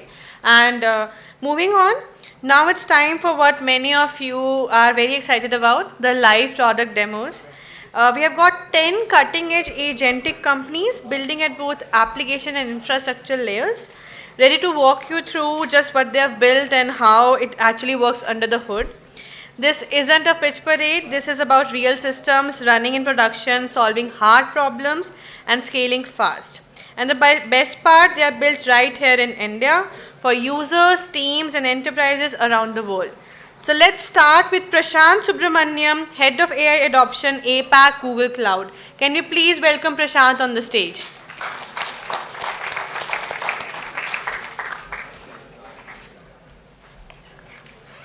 Oh. This is yours. You also have the mic if you want to go hands-free. All right, sounds good. Okay, everyone, while we get connected and get started. You need the mic? No, this is good enough. Okay. I hope I'm audible to everyone there. I need to be a bit hands-on, so let's try to stick with this. Okay, awesome. By the way, I also have the workshop after this, so if you was waiting to go out to the workshop, I'm here. I'm not running the workshop. So once I get this done, I will come over to the workshop. But essentially, I just want to go through a whirlwind of different products that we have, right? And the way I'm thinking about this is, we have a lot of ideas, but then, there was some interesting questions, interesting discussions as well. It's not just about building these agentic applications that's all in the vogue, right? It's about getting it out there, running it in production, monitoring, seeing how these run. And so I just titled this, from cloud to code, going through a whirlwind of different products of how I would envision building out, prototype quickly, and push things onto the cloud, and then have it running and monitoring there. Right, so I'm just going to go through this very quickly. Specifically, around how you have these agentic apps which can leverage MCP, which can leverage multiple tools, or agent-to-agent, multiple apps, multiple agents, right, multi-agent systems. And how do you build some of these things and go on from there. So very quickly, I think fairly we all know what an agent is. I won't go too much into this in the interest of time. Essentially, the power of an agent comes from the tools, right? So the capability that it has access to is where the power of an agent comes in. And we try to, ADK is something that Madhu spoke about, so again, I won't go too much into that, but this is essentially an open source framework. It is model agnostic, it is deployment agnostic, it gives you bundles as containers, you can go deploy it on any kind of a runtime system that you want. Awesome, so let's quickly go into a demo. Okay, so what I have here is, this is essentially how an agent, how you would build out an agent using ADK, which is this open source framework that we have, that Google has recently built out. Essentially, it has a specific structure, it needs to have an agent folder, and it needs a couple of files, it needs to export these agents as modules. Okay, again, all this is there in the documentation, I won't spend too much time on it, but this is as simple as what an agent is. Right? I say that I want to use a weather agent, I want to say what model I want to use, I give it a description, and I mention some system instructions. Now, I want to actually build this agent out quickly, maybe prototype it before I connect it to actual tools. Maybe I have access to APIs, maybe I don't, maybe I want to do some mockups. So probably I would go and start doing something there first. On the right, again, I'm not going to go into too many details about each of these products. There's going to be a lot of words thrown out there. If you're interested in it, go feel free to check it out, right? And see how you can leverage it, right? Or talk to me later. Some of this will be there in the workshop. Awesome. So for example, on the right, this is Gemini Code Assist. And again, if you're a fan of GitHub Copilot, if you use cursors, Gemini Code Assist is something on the same lines. We now have an agentic mode out there, right? Which can do very similar things, do end-to-end coding, not just autocomplete. But what I'll do is I'll just take this thing, I have a tools.py which is empty. I want to create a few mockup tools. And I'm going to give that instruction here. So what I'm going to say is in the file, add tools.py, create 2 methods, get weather and list cities, and the functions will return mock weather data for about 10 cities. Right, so I can do something like this and get Gemini going. It's going to create an implementation here. Again, this is your typical autocomplete, right? But the idea here is, Prayank spoke about 3x and 10x. How quickly can you get your idea out into production, into reality, right? That is what you're going to be looking at, and that's where you try to leverage some of these tools that help you get there. Right, and so hopefully once it's done, the first thing I would always want to check is if my internet is okay. And let me for that just do a hi to check if I'm able to call it to Gemini. Okay, so build out your agentic applications. Where is this?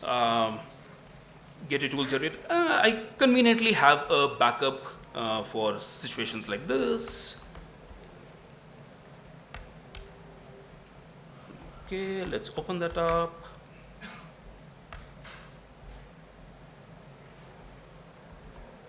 Okay, we'll go back and check if the other one comes up. But essentially what you have is you have a couple of tools. So you have, this is again generated through the Gemini Code Assist.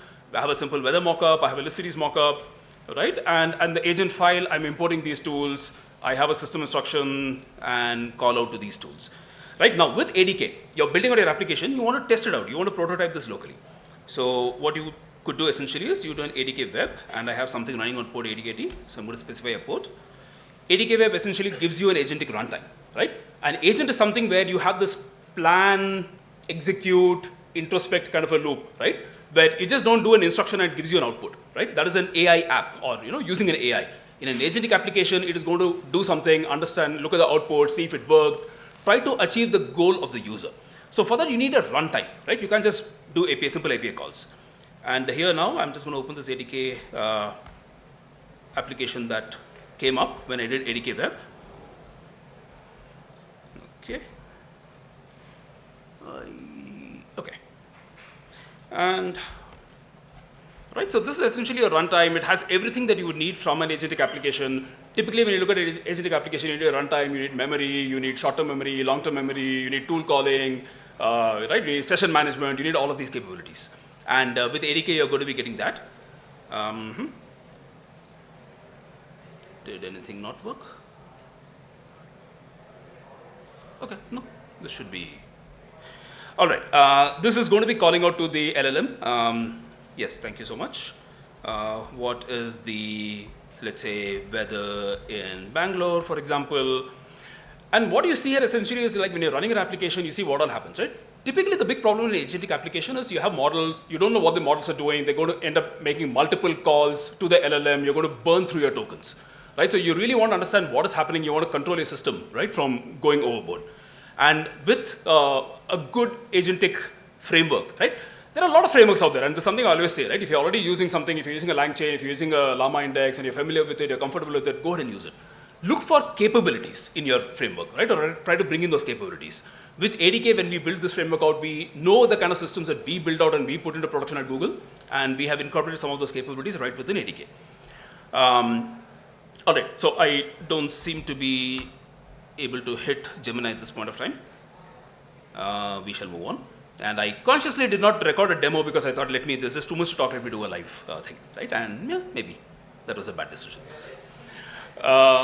Anyways, okay, so okay, this is ADK. Let's go through the other things that I want to talk about. Now, this is your application, and this is a simple application, right? You also have where we can create an application with multiple tools. Let me find that.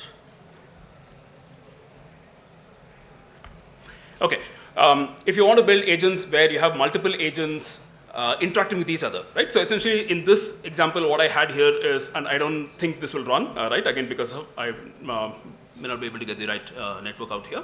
But essentially, these are different. This is a customer service agent, essentially, right? So it looks at your purchase history. You can ask for a refund. It checks your item if it's eligible for a refund, and then it's going to give this out to you, right? So you can build applications out like this, which uses multiple agents. Or the other way is you also have agents with multiple tools. And in this case, sorry, not the right one. Yeah. Right, so this is something on Google Cloud, on Vertex AI, which is the AI platform on Google Cloud. You have something called an agent garden. Agent garden is where you can go and right, there are these whole bunch of sample agents that are out there. You can go publish your own agent there. So essentially, it's an open source marketplace or an open source repository where you can go publish different agents, right? So you have a whole bunch of agents here. If you're interested in looking at any of these agents, there's a source code available, and you can go deploy that and take a look at it. Right? This is one of such an agent, which is a customer service agent. And this has this whole bunch of tools, right? So whatever you need from a customer service agent, what are the different kind of APIs and information that you need in order to be able to run this, you have all this information here. And again, this can be deployed in, Madhu mentioned this can be deployed in something called Agent Engine. I'm going to try giving this one more shot to see if this will work. If not, I'm just going to talk through it. Okay, so you have built out these agents, right? You have using ADK or using any framework that you have, you're building out your local agents. Now you want to have this running somewhere. And the important thing about having an agent running in production is that you're understanding what it is doing. So you need to have your logging built in, telemetry, monitoring, maybe even A/B traffic deployment, right? All of those things need to be built in as well. So when you're deploying your models into production, think about those things. You may do something as simple, right? For example, from a Gemini 2.5 Flash, you may switch to a Gemini 2.5 Pro. Seriously? Is it my laptop or is it? Okay, let's.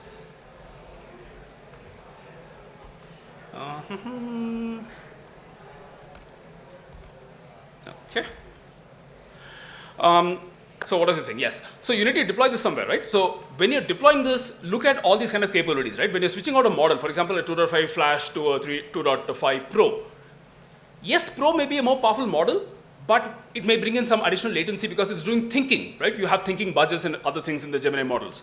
So you want to do A/B testing. You want to see if it's serving your users' needs. You want to see the quality of responses.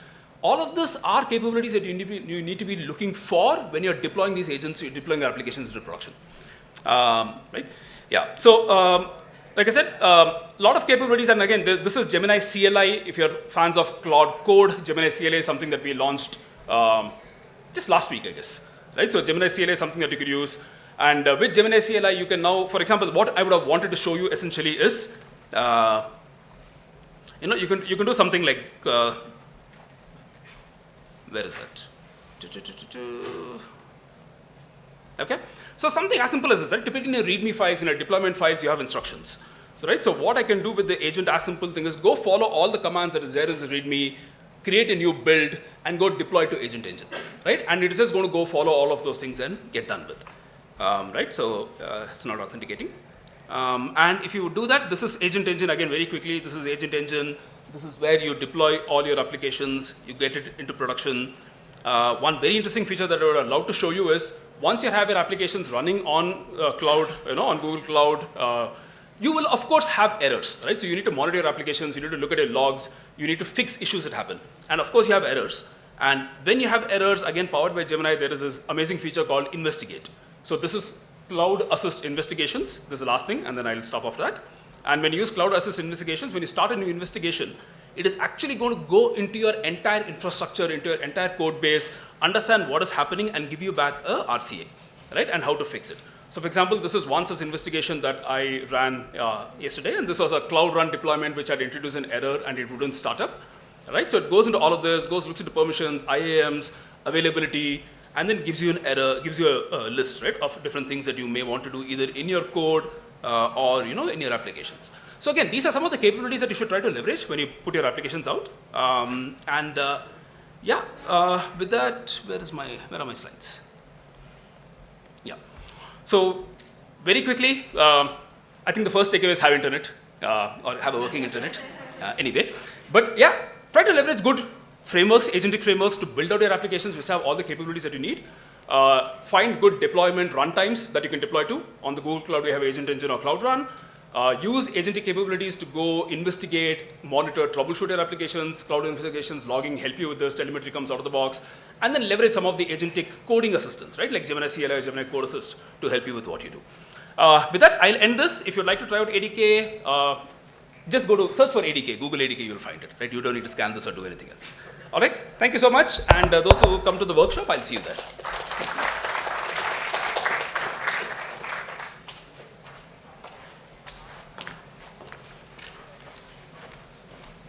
Thank you so much, Prashant, for the demo, not so demo. But Prashant is also going to join us on the technical workshop that's happening on Hacker Stage.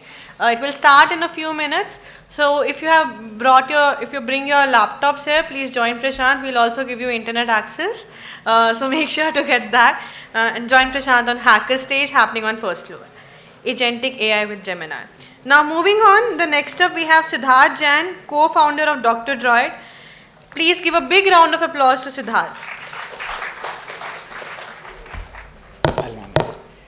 Just give me the mic now. Hand mic. Hand mic. Hand mic.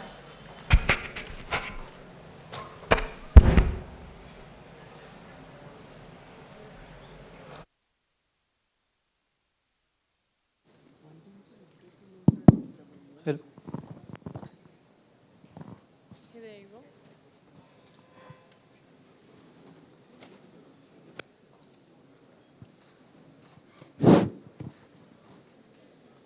Yes. Awesome. So, hi everyone. Just a quick show of hands. Who here has, deployed something using Vercel, V0, or like Lovable, and gotten a prototype link up and shared it with people, ki, hey, use it, right?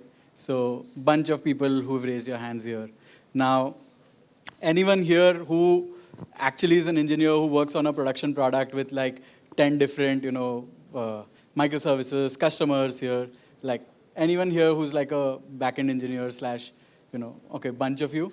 So, once you start, vibe coding, you get great with Lovable, you add Superbase, it gets a little complex, and, a week later or 10 customers later and 5 engineers later, you realize that, oh shit, this is not how I'm able to debug anymore, because this is what production systems look like. Production systems don't look like one application in GitHub, one repo, or one Lovable application. So every production system ends up having tons of microservices, tons of different databases, different tools, different vendors that you're connecting with. And at that point, what becomes tough is, okay, now that you get an error, where do you spend your time? I know most of you, if you've built on Lovable, the most irritating point will be that it makes an error and then it goes and, spends 90% of the time in going and fixing that error. But fact of matter is, even when you productionize things, you get 10 customers, you get 5 engineers. Engineers are still doing the same, because that's where most of the edge cases happen in production. And that's when you figure out, oh shit, this is going to take a lot of time. So DrDroid is basically an AI debugging platform that makes it really easy for any engineer to be able to debug an issue in production. And production issues are not just about code. There are so many dependencies here and there. This database might be in CloudWatch. This service might be in Django Python. This service might be, this might be a Redis cluster. There are so many different moving parts that even if you ask OpenAI, you ask any other tool, it does not really operate that well. So what DrDroid, what we've built out, is it's a simple platform wherein you connect with your monitoring tools, like let's say you use Grafana or New Relic or Datadog. Any of you have heard of those names? right? So you just connect it to those tools, and then let's say you get an alert. So we have like this stream of alerts that you can see here on the platform. Let's say you're seeing a bunch of different alerts from different tools, and you just decide, oh, this is an alert that I need to investigate as an on-call engineer or as a person who's looking at this issue. So you just click on investigate, and now what is happening is our platform is connected to Datadog. It's connected to your different infrastructure components and their data. Now, all your logs are not going to come in your terminal, right? Like they are coming in different tools. Your metrics are at a different place. So if you see, when you asked it to investigate, it's gone ahead, it's gone and queried the entire service metrics to identify, is it finding an anomaly? Then it's gone ahead and it's fetched service information to identify what else could be there that's relevant here. It's identified, okay, these are the downstream services for this service, these are the upstream services. So there's a lot of moving parts within your own architecture, right? Then it also goes ahead, tries to query for logs if it can find some, right? So then it tried a couple of times. The first time it did not find any logs. The second time it tried a new query. It found the logs as well. And now it's basically at a point where it has basically done querying of your metrics to check, okay, what's happening in this service, then your logs, and now it's identifying, okay, why did I find this issue? Now, when you are in production, it's not like a simple code bug necessarily. There could be a lot of cascading issues that could be coming in from any place. And that's where DrDroid actually helps to, help you debug, identify where this error is coming from, and save a lot of time, right? So it is natively designed to understand metrics, understand logs. What I'll do is I'll take two questions, one question now and one question after another demo. So if any question has come up, I'll wait for 5 seconds if anyone has a question. Yeah.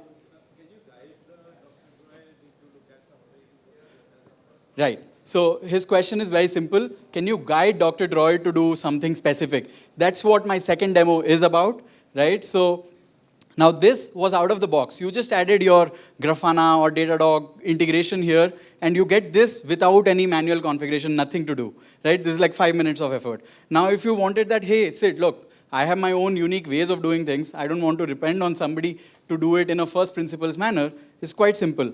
Against an alert, you just add a hint that, hey, for this alert, do this. Or this kind of alert, do this. Or you can even add like a exhaustive document that you have. In this case, like it's a markdown, it's a SOP/run book that you have that you've just attached to it. Now if you say investigate, it'll operate differently. Let me just refresh it so that it's a new session.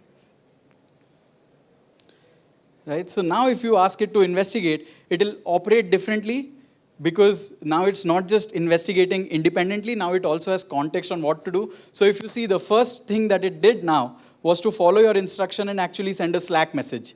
Now I think there's a latency here that I can, anyways it worked, right? So you can see that the first thing that it did was it sent a Slack message. I'm pretty sure if I open my Slack channel, it'll be right there. The next thing that it did is it decided to dive deeper into what the issue is about that the error messages come from. Now it is giving me a summary right now, but let's say if I'd added a GitHub integration or a logs integration, it would go and query, okay, what other stack traces am I seeing at that same point, and analyze that data. So yeah, I think great question, and I had the demo out here. Any other question that's coming up top of your mind? I'm happy to take up another question. Yes, go for it. With the code? Yeah, so it is integrated with GitHub, primarily to help you identify, let's say, your recent commits or recent PRs, but not necessarily to give you code level, updates at the moment. So we focus when you integrate with your repos, what happens is it knows, okay, now that I know that this repos code is in this, like this services code is in this repo, okay, now let me go and check, was there any recent commit since the time this error started? So it can do that, yeah. But that's pretty, I would say the core goal right now is how well can it analyze metrics and logs and give you an answer that is actually suitable or useful. Yes? Sorry? With usage, does it get better? That's your question, right? Yes, so what it does is, when you start having, let's say, it might not solve all your alerts on day 0, but when you get an alert, how do you do it today? You just go and reply in that Slack thread, hey, this is what I found out, or this is what I fixed, right? So those conversations are available to the agent. So as more and more investigations happen or more and more feedback that you share, it leverages that as a past context to be able to investigate those better. That's part one. Then the second part is the agent in itself maintains its own context. So the agent does not operate, in a blank box. It has its own boundaries, it has its own construct, and let's say you are investigating a certain service, let's say prototype service, and you added some context during a conversation of a prototype debugging, then it would add notes here automatically. These are not editable by humans. If you see, this is like not available for humans to edit. This is only for the agent to go and update its own context continuously so that it ensures that it understands better and better. Yeah, I think, just one second. Yeah, so I think we're pretty good here.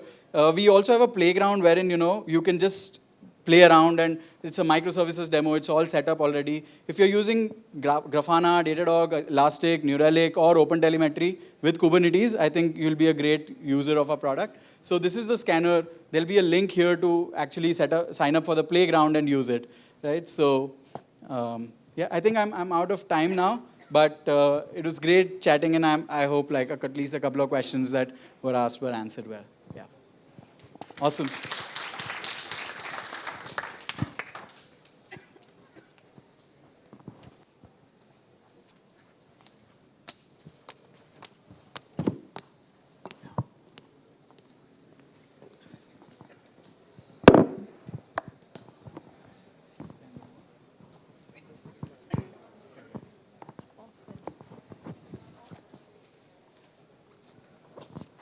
Thank you so much, Siddarth. Folks, you can catch Siddarth if you have any other further questions from him.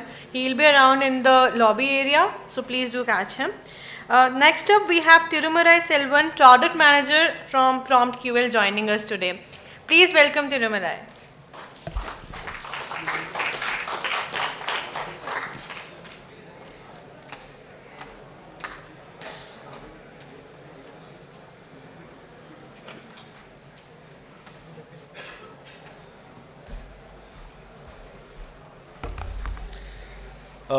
Good evening, everyone. So I'm Thiru from Hasura, which has a new product called PromptQL. I mean, it's new in the sense that it's the AI evolution of so many systems that you might have seen over the last many days adopting to, many weeks, months adopting to AI. So Hasura started as a company which would simplify data access, right? And you heard the BG from 8VC talking about like the evolution of APIs, right? So like very inadvertently, we were like in the data space and trying to simplify data for a long time, like 10 plus years. And with AI, it's just been like a very sweet, great spot to be in. And I'm going to show you like what we have done with, how we have made PromptQL and how it, what all it allows you to do. Right? So let me start the slideshow here. So the tagline of PromptQL is like truly reliable AI on your data, right? The important bit is like reliable. And to illustrate what I mean by this and why this is like a slogan for us, we are in a conference of like AI believers, right? Everyone knows like AI can be used in so many places, very creative with your use cases, solutions, and so on and so forth. So in a company, you would want AI to do like strategic decision making. That's how we are envisioning things. You want insights to come very fast. You want reports to just come like this, and you want pretty much anything that you can think of. You are now thinking of how can I make AI do that, right? But here I want to take a quick second to ask you all a question. How many of you actually will put AI today in a critical path in your environment, in say something that processes transactions or something that shows like real numbers to your users and so on and so forth? Has anybody done that, or is anybody confident that they can do it like that today? Show of hands. One. Just one person out of 100 in an AI conference is, only one person is confident to use AI in a critical application today. So that's the elephant in the room, right? Like we are hearing a lot about like, oh, AI is, we can integrate things with the protocols, and we have infra to do all of that. But still, there is something which we are not like ready for. So what is that? Actually, two things are mainly what is holding us back. The first thing is that the data is not AI ready, right? A lot of discussions have happened, but basically we heard people say that, for example, the bank, or what, I don't remember, was it a hospital? But they adopted AI because their data was all very structured and it was ready to go, right? Maybe they had a new database or a new data architecture set. But most companies will have all kinds of data. Will have data sprawled across your entire ecosystem, and there'll be like different databases, so on and so forth. Data may not be ready. Everything was built for applications back then, right? So how are you going to bring that to data? This is the first mental blocker of sorts. It's also a real blocker, but still, that's like a main blocker that everybody's thinking about. Like my data is not AI ready, right? I need to get metadata. I need to probably centralize it. Maybe I need to like extract it, put it in some data warehouse, so on and so forth. So a lot of thinking goes in that space where people are thinking about a specific segment of the problem that, okay, I need to make data ready for AI. The second thing, which I'm sure everybody kind of believes, and from the show of hands, it's there's no brainer that AI itself is not like guaranteed to be reliable, right? There is probabilistic computations happening. For the same input, you get different answers, so on and so forth. So all these are like very obvious things. So these two things combined makes AI adoption in actual critical like billion-dollar use cases difficult to imagine today. And this is the gap that we want to solve in a innovative technical way, so that the reliability portion of it is not a concern anymore.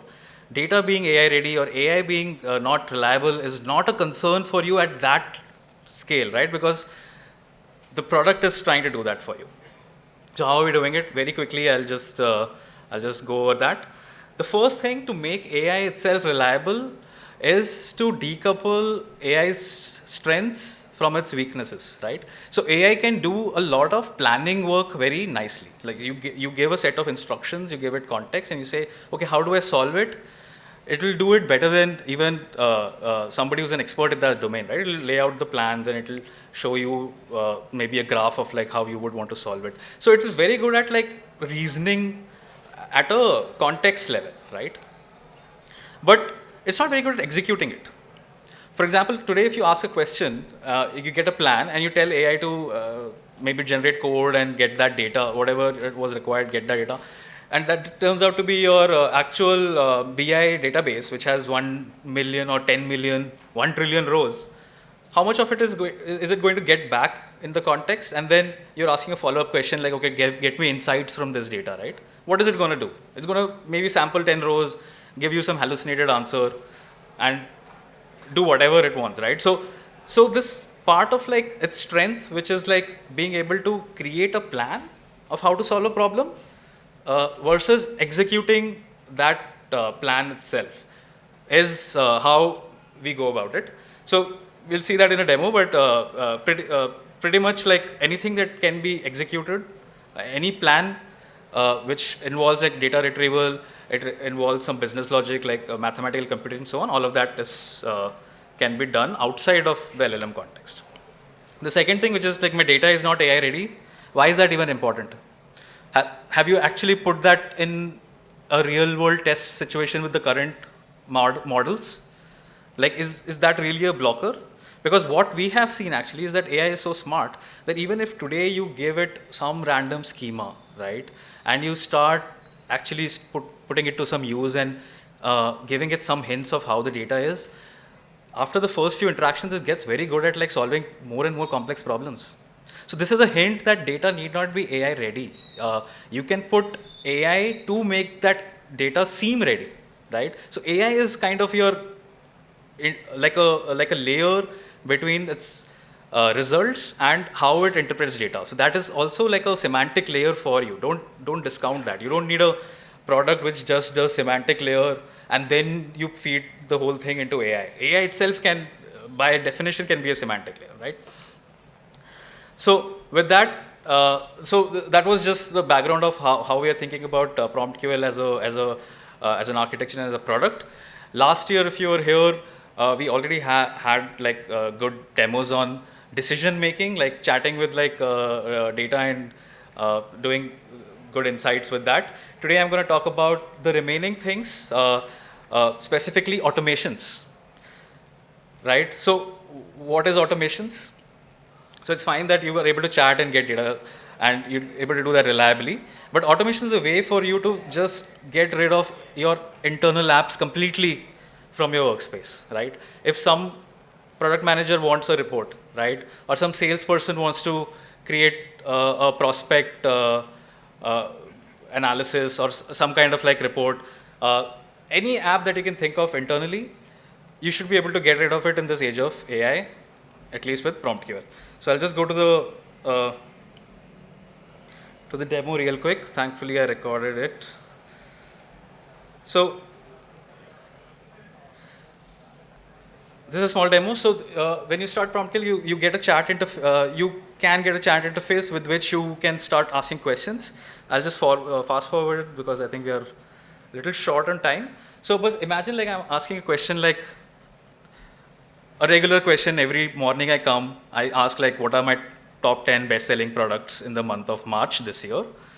So like I said, PromptQL is going to create a query plan for that, and the execution of that query plan is going to be in a different environment. So if you look a little bit here, you can see some Python code actually getting executed with some SQL inside, and there could be any number of combinations, and the result is what you see on the right side, which you call a memory artifact, right? None of this is in the LLM's context, by the way.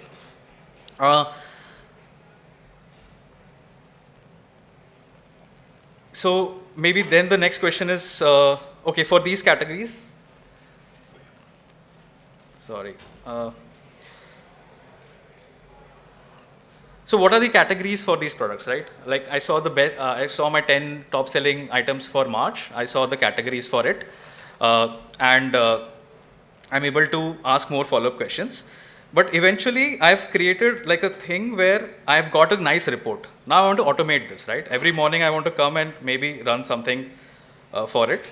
So what I will say is, let me just backtrack this so that I show you exactly what I'll do. I'll basically say create an automation for this analysis with month and year as input. Right? So basically whatever chart you did and whatever report you got, you're able to create a parameterized version of it, ask it to create an automation and deploy it so that at the end of it, you are going to get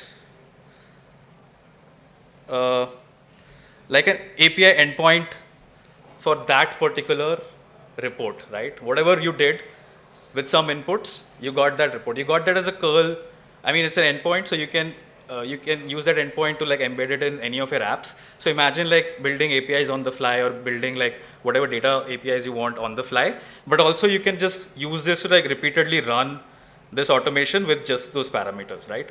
So for example, I can come here and I can just say run this for the current year and Feb. I could have said it for any month. So it's going to run the same thing and you're going to see the execution happen for that particular input instantly, right? So you iterate using natural language. You create whatever you wanted. At the end, you just parameterize it to create an endpoint, which you can use in your applications or through the playground itself with different inputs, right? So this was a demo, out of time, but happy to discuss with you all outside. No questions on the stage because of the time. Thank you all for coming.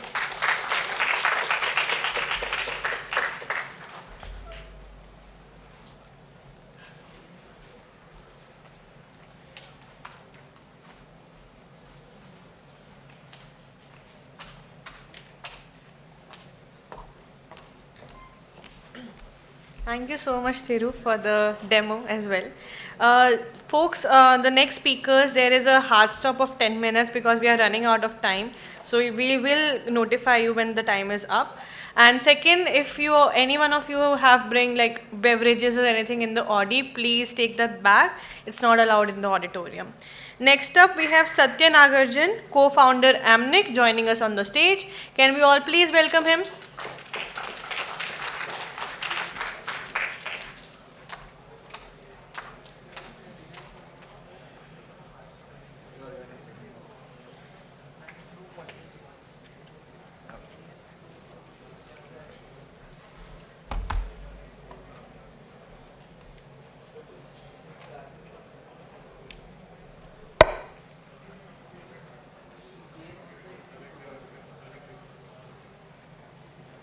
Hey all, can you hear me?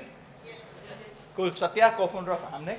So everyone talked about like how you build an agent and all those things, but I'm sure as you're thinking through it, some of you are also thinking what's the cost of it, right? I'm going to borrow Priyank's slide, which said like cost of doing trials, and then it said like $3,000 for a doctor versus how the models are doing at like $500, and it's probably even going past accuracy, right? At some point, when you start doing it, there needs to be a business context in terms of how you are using this agentic AI, why is it better, and what's the cost of doing that one.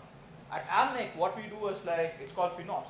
We want to put FinOps in autopilot, where whether you do cloud or you do AI or you do SaaS, we can automatically infer and tell you like, what's the efficiency of it, what is the cost per customer, so that you actually understand, am I building a business or is my cost actually going beyond what it is, right? I have actually put everything on the demo, and it's going to be a live demo. So when you connect the cloud, one of the questions that we are asked is, hey, review my cloud and tell me how efficient I am, right? So this Amnic AI is connected to a cloud, and then you will see that I just asked review my cloud health. So this will start planning. So it's actually going through step by step, and it says, okay, I found AWS, and these are all the services that are there. And it will start executing that. It will find out of all the data that it has in terms of how you are spending. And what I have seen is like you throw in a lot context of data, it could understand it and actually tell you how it's doing it, right? It will take about 30 seconds or so. And it will come back and tell you like how is your EC2, and then we have our own proprietary benchmarking. It will come back and tell you, yeah, hey, your EC2 is actually above, your S3 is probably like on par, and then you could actually go and start questioning in, how do I optimize my S3 cost, right?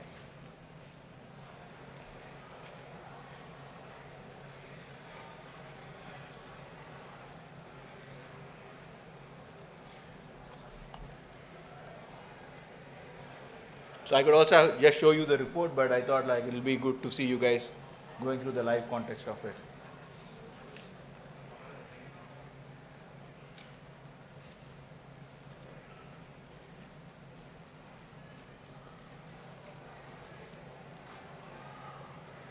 So it's going through every trend, and then it's now looking at the utilization efficiency of how these are, and at the end it will come back and tell you like how it's performing towards everything.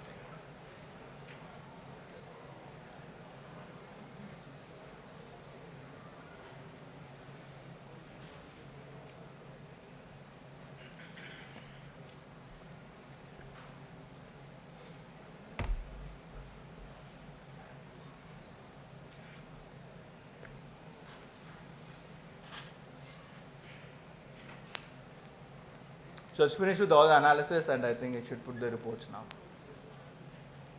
Yeah. So it comes back and tells you that how is your EC2 performing, how is your RDS performing, how is your S3 performing, right? So the next question could be like, hey, review my, let's say I want to create a report. Suddenly you are there, and then someone asks you like, I want a report. Now, I don't want to do this live. I could just say,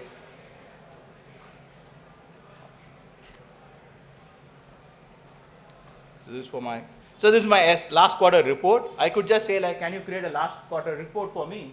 And then it can actually give you a summary of, it has a planning phase, obviously. It has gone through everything, and then it did it.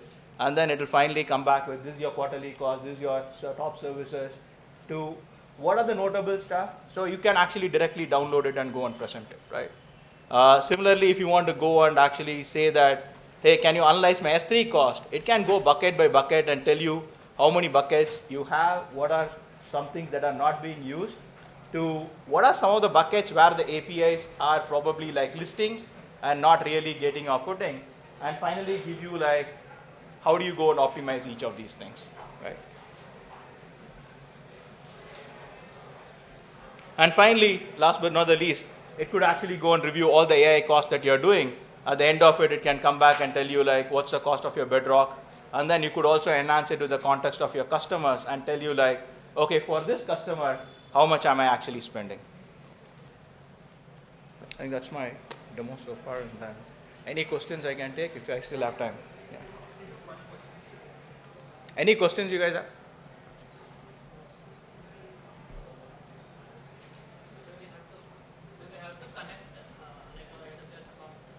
Yeah, you just need to connect your AWS account. That's it. Yeah, we pull your data and store it on our side. So all cloud gives you a cost and usage report. So we just take that one and that's it. Right? It takes about 5 minutes to connect to us, and then agents can. It takes about a day for us to get the data because cloud provider puts every day, unless you already have the data. But once the data is available, you can just start using all the agents.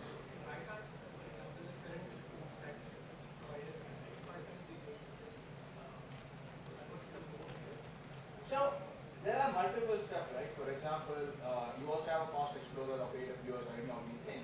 They are actually giving you only what is the cost and usage of your model. They don't understand your business context. For example, you could be one account with like 5 different products in it. You could be a company, for example, we talk about clinical diagnosis, like you could have 1,000 clinics. Now your Google or AWS doesn't understand your org structure or your customers, right? And that's what Amnic builds in terms of like, you can actually create all those things and tell you like what's the cost of a customer, what's the cost per clinic, and that's what our customers use it for. For example, we have fintechs who actually measure what is the cost per successful transaction of a loan, right? So you could bring all these contexts. Think of it like fusing your business context to your cloud context, and that's when the power of it actually enhances. Cool, thank you.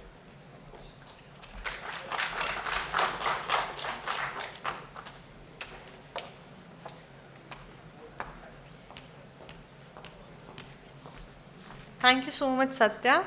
Folks, if you have any other questions from Sathya, please feel free to catch him outside. And now we'll move on to the next one. Joydeep Sain Sarma will be joining us from ClearFeed. Can we please welcome Joydeep on the stage?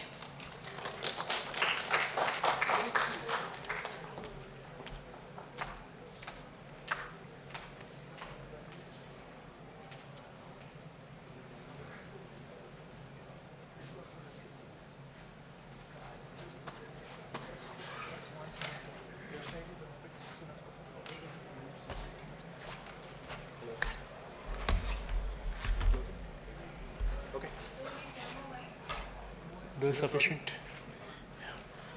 Yeah, hi folks, this is me, Joydeep. This is my colleague Deepak. So we'll just give you a quick walkthrough and demo of our product. HTML.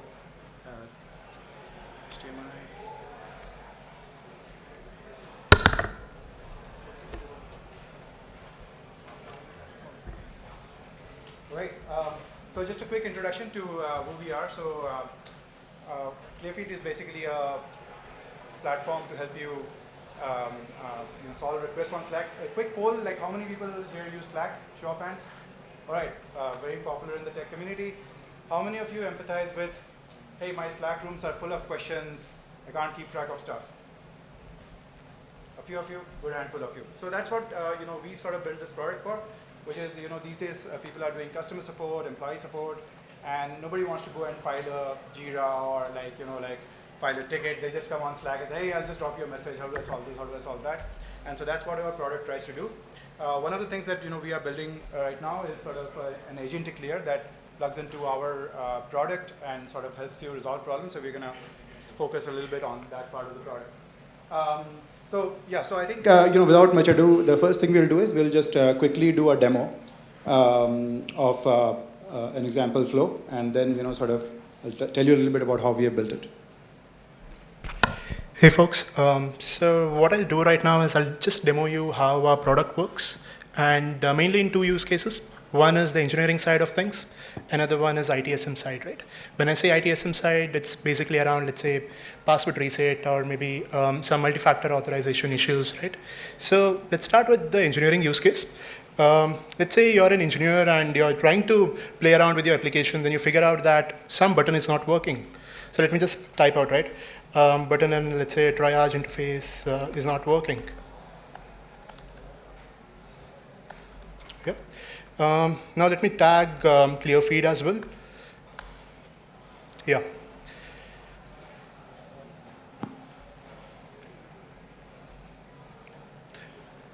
Cool. So if you see, there is a background process going on with debug mate.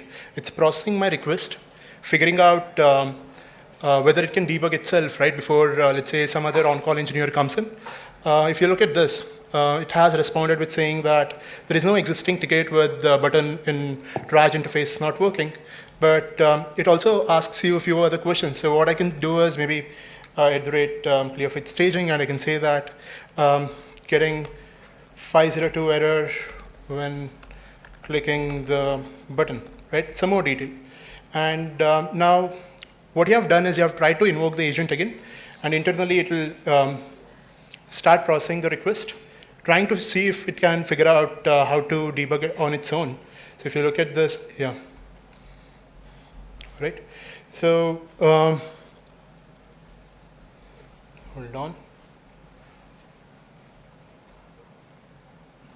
Okay, so it's trying to debug on its own, but an ideal flow, if you look at this, right, if I give you some other example, let's say something similar, if you look at this, so it has figured out which particular Jira has caused the issue. Let's say there is some issue, Jira that's already tracking this particular issue. So it goes, fetches the Jira, figures out what is the root cause, and gives out to the user, right? Trying to say that there is already a Jira that's already present for your particular issue. Then we are tracking it here, and this is what is causing the issue, right? In the background, there is an agent trying to debug things and trying to deflect away from the on-call. Now, another quick, let's say, a use case is ITSM, right? So I can say, hey folks, my password is not working, right? My password is not working. Can someone reset it? So I've dropped a message. So a ticket is created, and in the background there is an agent that's trying to figure out whether it can solve the user's query without getting a human in the loop. So if you look at this, right, there is a response from the bot which says that the password has been reset, and please check your email for the instructions. So if I go to my email, and let me just, yep. So I've got a reset password link from Okta. So this is where you see that there is no human involvement in this, where the AI agent tries to figure out things on its own. Now, before we go ahead with other demos, let me quickly, yes. So I think Joydeep will continue about here. Yeah. So just to give you a quick sort of background into how we build this. Can you go into presentation mode? Okay. Yeah. So internally, our software is talking to lots of tools like I put out. So it can ingest knowledge from Google Drive, from Notion, Confluence, the usual sort of document sources. It can plug into a lot of tools like Jira, GitHub, JumpCloud, Okta, and this is obviously a work in progress. But we are able to attach ourselves to lots of tools. A lot of that code itself is AI written. So we've been sort of cranking out sort of integration code, hundreds of lines at a time. And and of course, we are using the standard sort of the GPT models and LangChain and so on. So you can just come to a platform and just sort of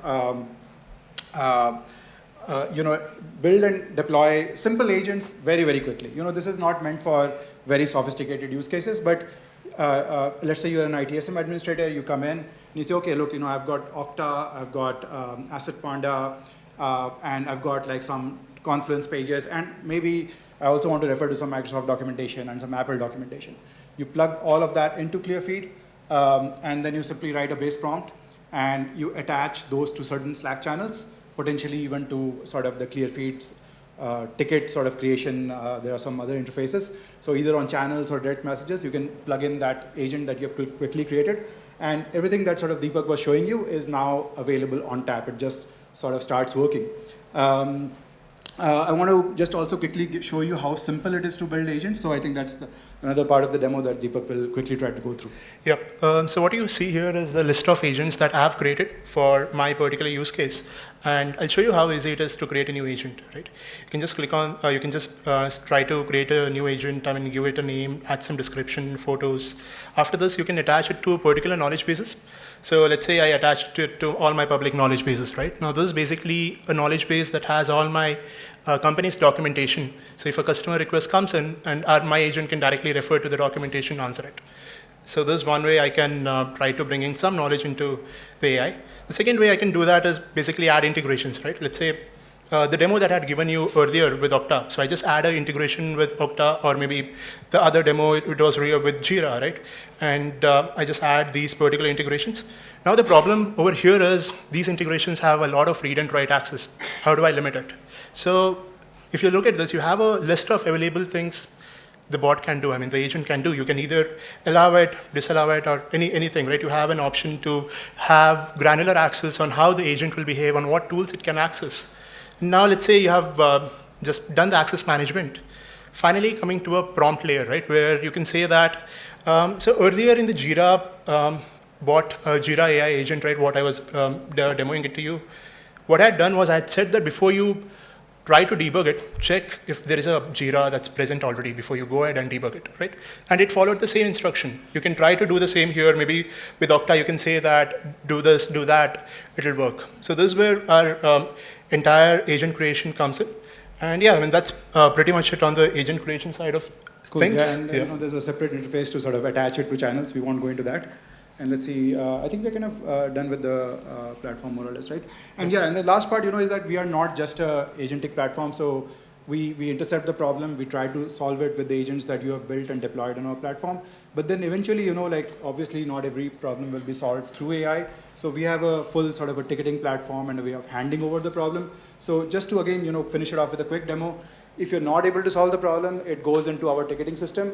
And the beautiful thing is that everything stays within Slack. So your agents or your service team or let's say your DevOps team can be within a triad channel, and all these problems would go there and they can sort of reply back, collaborate in private. So just a last quick snapshot of that and then we'll wrap it up. Yep. So what I'm demoing right now is kind of a triad channel where all the requests from across your Slack channels, right, will come in, and support team or maybe the on-call or whoever is in charge can look at this particular queue of tickets and they can respond to it. I'll give you an example where what happens when a bot tries to resolve it. So when I scroll up, I see that there is a question called how do I configure email collection, right? And if you look at this, the bot has already responded to it. I don't need to look at it I don't need to look at this anymore, right? So this is how we say that. And now anything in red, right? The bot was not able to answer it. So it's where a human intervention comes in and they try to resolve tickets on their own. Well, that's it. I think we'll call it a wrap, and you know we'll be outside. You can ask us questions here, or yeah, we can take a couple of questions if there are any. Otherwise, you know, you can just meet us outside. There's one question. So there is a the user has the ability to sort of mark the ticket as solved. So there's a couple of different flows. Essentially, the answer gets posted, and the user is prompted whether the answer is resolved. And the user can at that point say that, look, the answer is resolved. Or if they say that it's not resolved, then actually, you know, the agent is notified. Yeah. Good question. Work in progress. So I think you've touched a very raw point that these agentic platforms need to give a lot of abilities. You can't just build the agents, you also need your own eval data set and so on. So look, this is for us, to honestly, the first iteration. We are just providing our customers some capabilities. And I think as part of the evolution of the platform, we'll have to give them some eval data sets so they can sort of iterate on these agents, right? Upgrade to new models, upgrade on the, iterate on the prompt and so on. Yeah. Great question, thank you.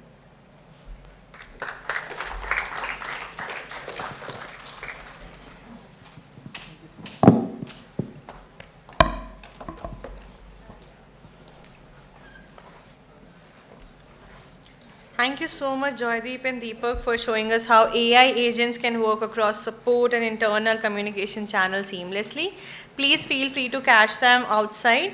Now, next up, we have Lauren Teo, who leads startup and investor partnerships at Stripe. She has flown down here from Singapore. So let's please welcome her and give her a very engaged session. Thank you so much, everyone. Thank you, no worries. Let me just set up my computer.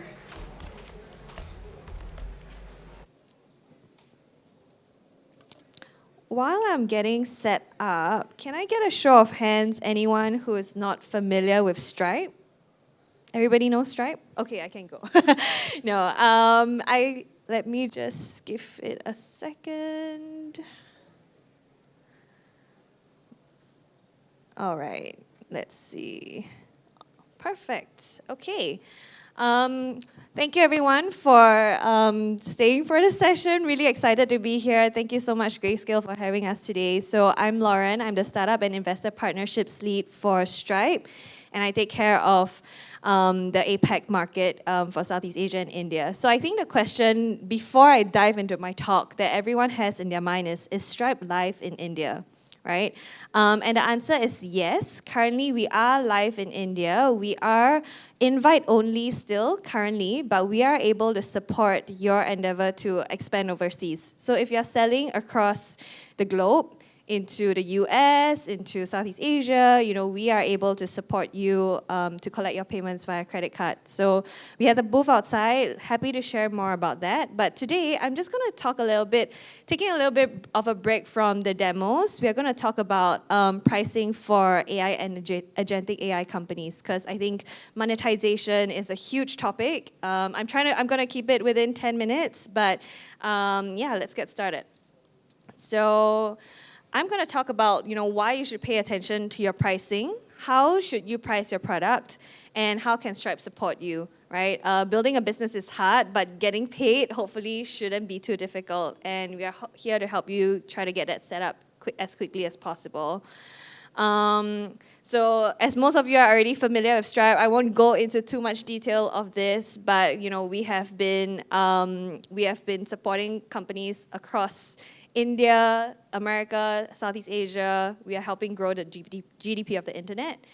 And this is just a quick overview of all the products that we are able to support. Don't think of us as a payments company. Think of us as a financial infrastructure company that can really support your entire life cycle of collecting your revenue, from billing, invoicing, payments, tax, revenue recognition, etc., etc. We are here to support you on that. So why should you pay attention to your pricing, right? Before we get started, these are just some red flags that we've identified with regards to pricing. I'm giving away my solution for free. You really want your monthly active users numbers to get up first, so you're giving them a free version of the model. Not a bad strategy, right? Get them and get users on board and get some feedback. Some people have told us, pricing is just about setting a price point, and there are so many other priorities. But we want to sort of say, freemium might not be the right acquisition strategy for everyone, and pricing is more than just price. It's really a forcing function to help you build the right product for the right persona.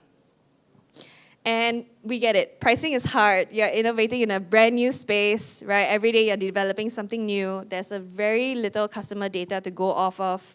And products, sometimes when you're in the alpha and beta stage, it's hard to decide, okay, I should price my product at $19.99 USD a month. How do we know, right? And cost structures are somewhat ambiguous sometimes. But it's not just, this is a common problem that we've seen across founders. So 67% of founders admit to guessing their price, and 48% don't consider their price until their product is fully ready. But we kind of want to change that mindset today. So pricing is important because it really shapes your product strategy.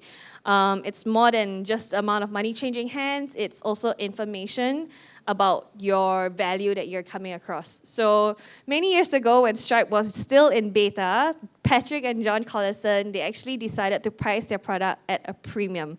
So we were charging, and maybe it still is a little bit of a premium, but so they decided to charge 5% plus 50 cents compared to the market rate of 2.9% plus 30 cents, right? So that was a very bold move, but it forced our company and our developers to really create a product that was world-class, and therefore Stripe is where we are today, right? Second, pricing is actually the most effective investment you can make. There are three ways if you want to grow your top line revenue. One, acquire new customers. Two, retain your customers and reduce churn. And three, monetize and increase the amount of money spent per customer. So here we can see that per 1% of investment spent, you get 13% in ROI, which is really in a way a low-hanging fruit for you. And third, it signals your potential and your ability to capture investors. It's your TAM, right? How much is your price times the number of addressable customers? That's your total addressable market. So how do you price your product? So just want to give like, this is like a whole session on its own, but wanted to give sort of a framework for you to find your pricing strategy. So one, what's your customer persona? Are they startups, mid-market, enterprise? Are they B2C, B2B? And then secondly, from there, you can go and develop your monetization strategy. How will you make money? Is it through subscriptions? Is it through usage fees or outcome-based charges? And then your pricing metric, what are you charging for? Is it per user, per API call? Is it per agent or per outcome?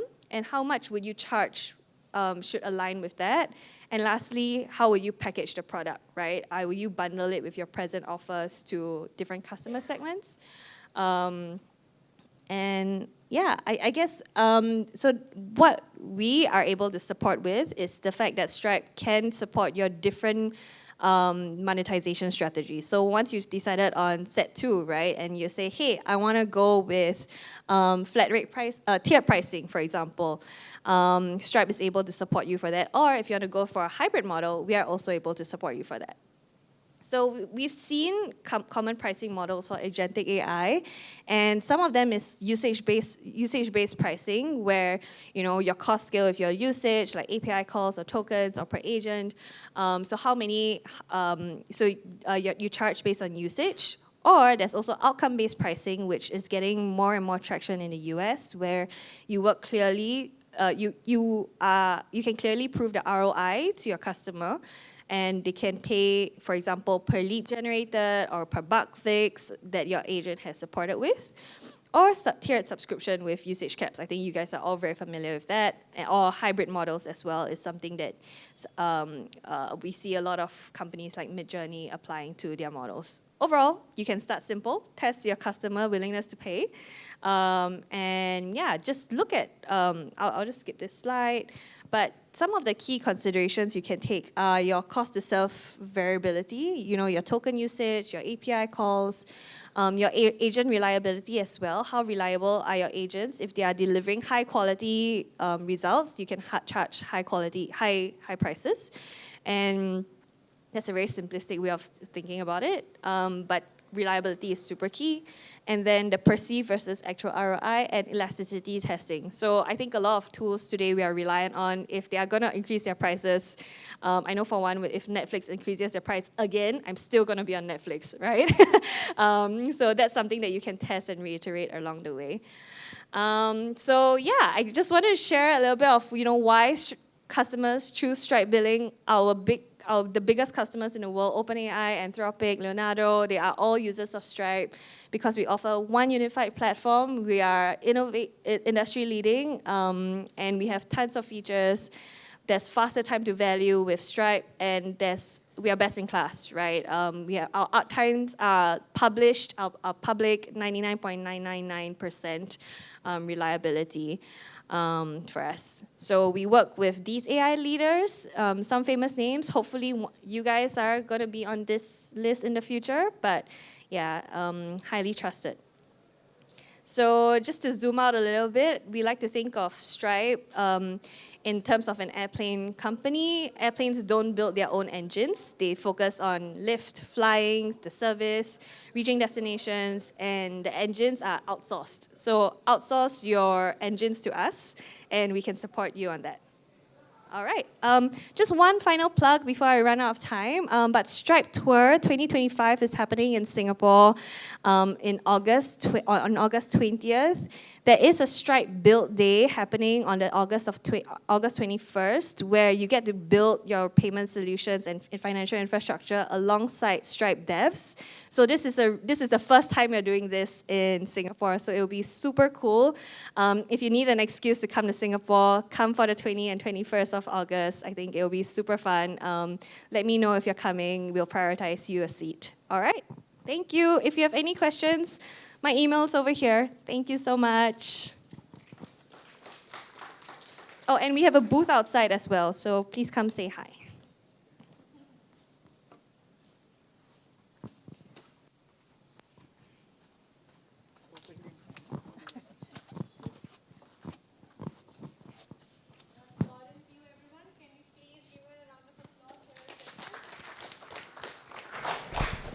Thank you, Lauren. Next up, we have Mehul Arora, who is joining us from S2.dev, founding engineer. Please give him a round of applause.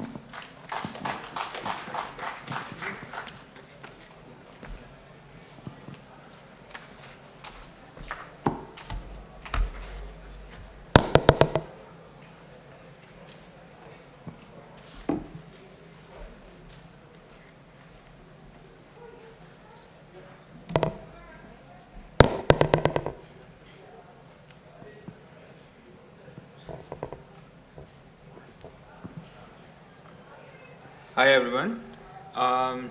Just to get started, I don't think we would be quite far off in the future where we would want, I guess, AI agents to be booking probably the flight I took to come here, or just the hotel booking, or probably even letting the hotel know that I would be late. All of this just kind of makes me wonder. We just started 2 or 3 years ago with AI, and I can't even sort of fathom where we would be in the next upcoming, just a half of decade left.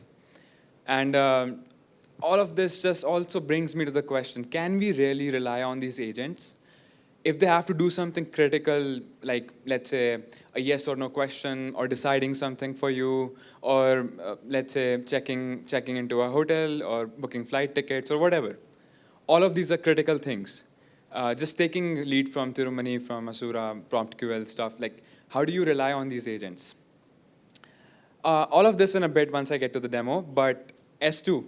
S2 stands for stream storage, kind of a true counterpart to what we think about S3.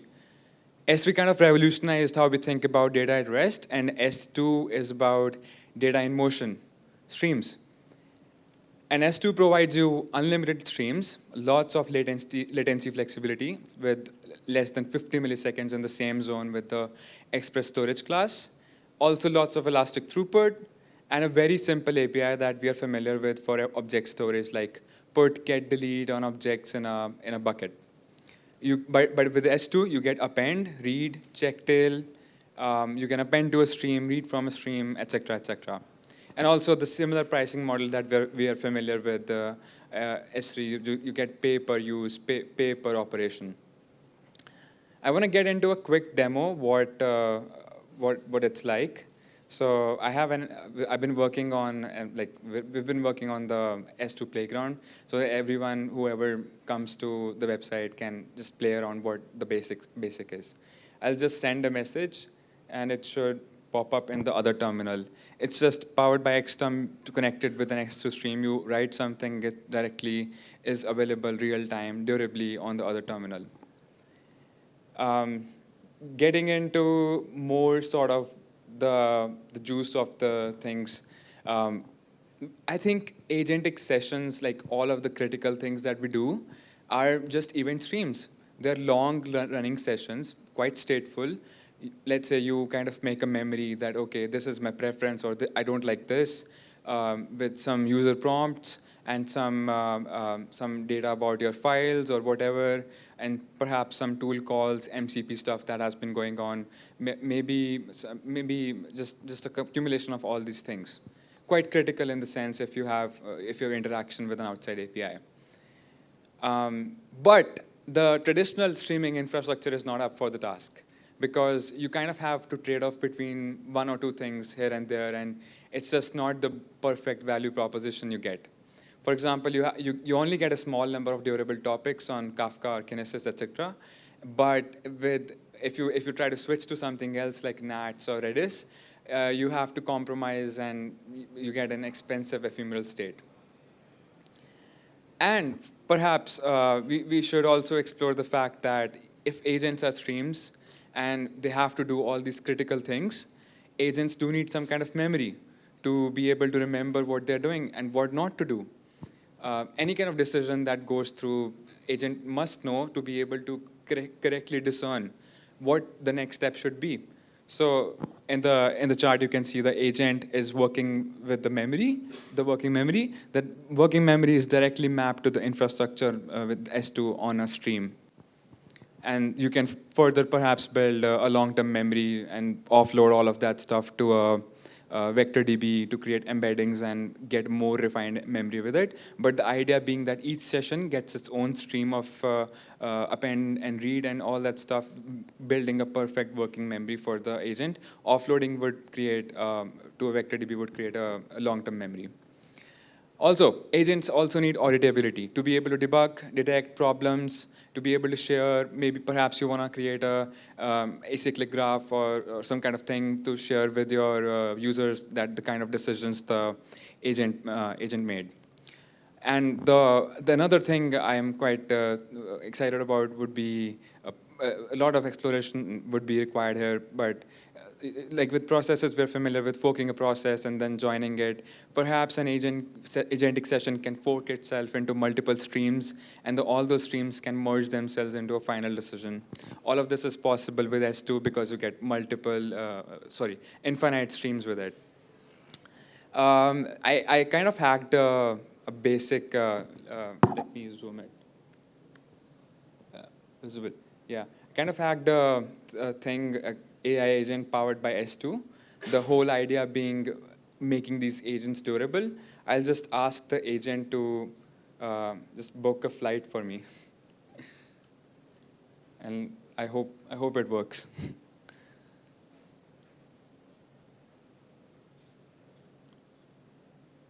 All of the tool calls are mocked, basically to give you an idea what durability means here. Is that I can refresh the session, or perhaps the pod you're hosting it on goes down. The agent or the front end is able to pick back up where it left off. I can just refresh and see what happens. Yep, it picked back up where it left off, continuing with next steps. So every decision that the agent is making is appended to a stream. And when you refresh the page, perhaps application crashes or whatever happens, it comes back up, picks back up from the context, and reads the stream again. Yep, these are all the sort of kind of working as a write-ahead log, where every decision, every kind of message is being logged to a stream.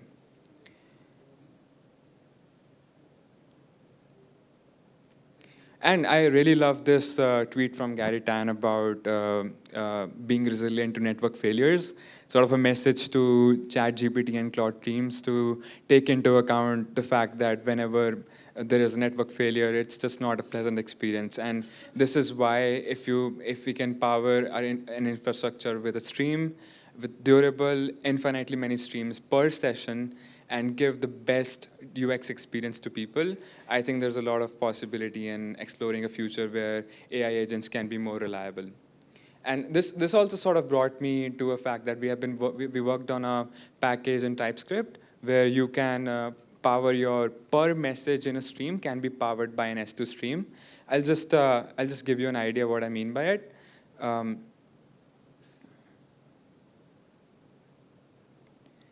Let's say you have a chat session with your chatbot, and you can just refresh the page multiple times or create multiple windows of it.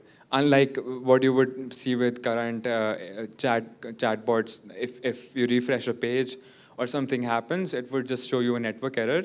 But you can refresh your page mid-session anytime, as many times you want, or even the backend goes down, it will pick back up and work smoothly. That's it. Thank you. Any questions? Oh, okay, perfect.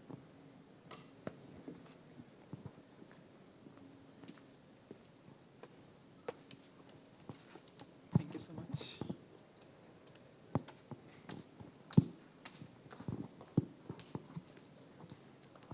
Thank you so much, Mehul. Folks, if you have any questions for Mehul, please take them outside. He will be able to answer those better there. Next up, we have Rushikesh Tokala joining us from Etlin. Please, big round of applause. I need excitement in the room. Everyone.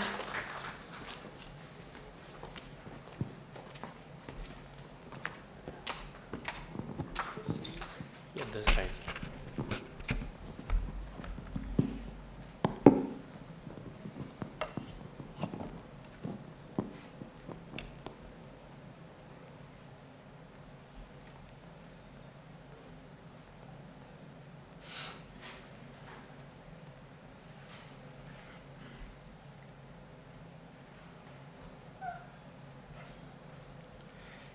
Right.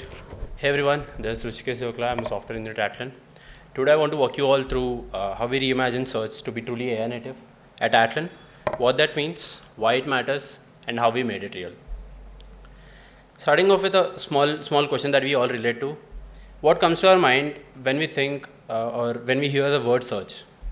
Maybe a search bar like Google, where we type out keywords and expect a list of websites to pop up. Now apply the same expectation to a data catalog. At Atlan, we deal with thousands of deeply connected data assets. What are data assets? They're tables, columns, dashboards, and many more. And some background about Atlan. Atlan is an active metadata platform, basically a control plane which stitches all the metadata together from across your data stack. Can be Snowflake, Databricks, Salesforce, and many more.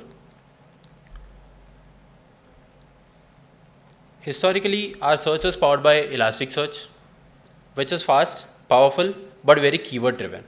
It worked great if you know what you're looking for, right? If you know if you're looking for a sales table, you can type out sales as a keyword and then start exploring which table do I take a look at. But in the age of AI, users aren't typing quarter sales, or they're not very intuitive to use all these metadata filters that we support, and they don't want to remember all these data asset names or even the metadata. They're asking what is the distribution of sales across quarters in a very natural language way that we ask ChatGPT or Perplexity or any other search engines that are powered by AI. They aren't keywords, they are goals. They want the answer, not just a list of long results that we pop up in the UI. This led us to reimagine our search at Atlan. Let's walk through how this plays out in the real world. There's the discovery page of Atlan, where you can see we have multiple metadata filters over here. We have asset type filters. We have more than 684K assets on our data catalog, which supports all the tables, columns, views, dashboards from across your data stack. But it's very hard for a beginner or any non-technical user to understand what is an asset type, what is a table, and what the certificate stands for. Let me give you a small query walkthrough. Let's say I wanted to find out, show me all tables that are verified. I know what are tables and what's the meaning of verified, right?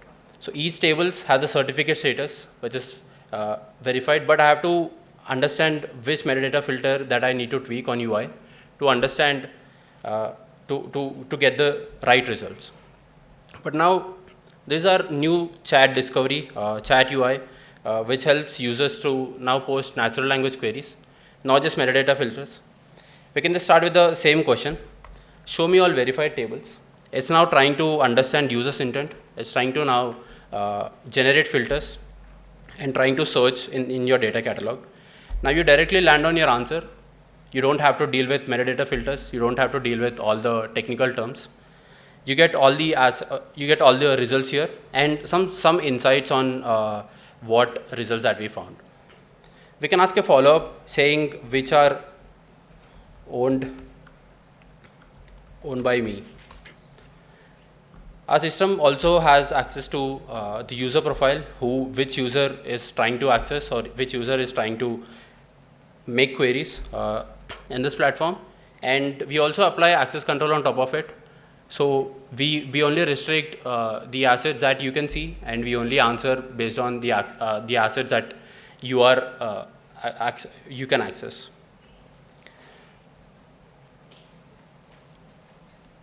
You know, it's conversational, contextual, and personal, right? I want to give you like what's happening behind, what's the technical architecture behind the scenes. In short, there is the architecture behind the scenes. We have three different layers. One is context layer, embedding layer, and the LLM processing layer. I'll start with what each component has and what tech we use at each layer. Starting with the embedding layer, we use BGM3 model, which is an embedding model which is hosted in Cloudflare Workers AI. We use StubBuffer as our primary vector database. And we use Azure OpenAI for all the LLM AI capabilities and the APIs. Let me start with the same query that we explored on the UI. Show me all customer tables that are verified. We start off with the embedding layer. We pass the user query to the embedding layer. We generate embedding from the user query, from text to embedding, which stores all the semantic meaning of this user query. We then use this embedding and perform a vector search on top of our context layer, which returns all the metadata of that organization, which you have access to, which includes type defs. What is type defs for us? That's the schemas of all the data assets. Let's say for tables, you have columns, row count, or size of the table. Those are all type defs for us. The user's context of that organization and the business definitions that the organization has defined, and many more in the context layer. Now we only fetch the relevant metadata from our context layer for the user query. Once we get all this context, we pass the user query along with a custom prompt with the same context that we have gathered from our context layer, and then we generate DSL filters. What is DSL? DSL is domain-specific language. These filters comply with Elasticsearch. As I've previously discussed, our historical search is dependent on Elasticsearch. Now LLM is capable of understanding what metadata filters that I have and what metadata filters that I need to apply to scope down the results for user. We use these DSL filters to construct Elasticsearch DSL, and we use this Elasticsearch DSL to search across your data catalog and fetch all the results. The search is just the beginning for us. What's the future that we are looking at? We are looking at integrating agentic mode in this current flow, where you don't just do search. You can perform actions on everything that you've fetched. You can add policies. You can add governance on top of it. You can also restrict user access with this agent. How is this powered? We have an Atlan MCP server, which is open source. We power all the actions with this Atlan MCP. I have a small demo, which is a local demo. All right.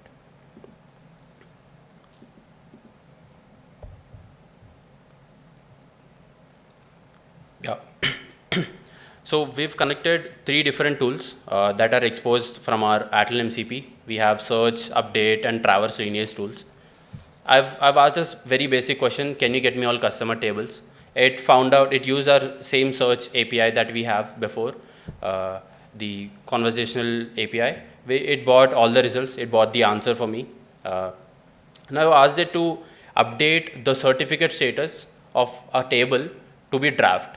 Previously it was verified. I want it to be draft now. So it used the write update assets tool. It is trying to perform actions. It says I've updated the certificate status of that asset. Now I'm trying to validate if that actually updated the asset on the data catalog or not. It says now it generated DSL filters, which actually only queries that asset and get all the metadata of that asset to understand if that's if the certification of that asset has been changed or not. And then we get a tool result saying it's currently in a draft certificate status, as we can look at.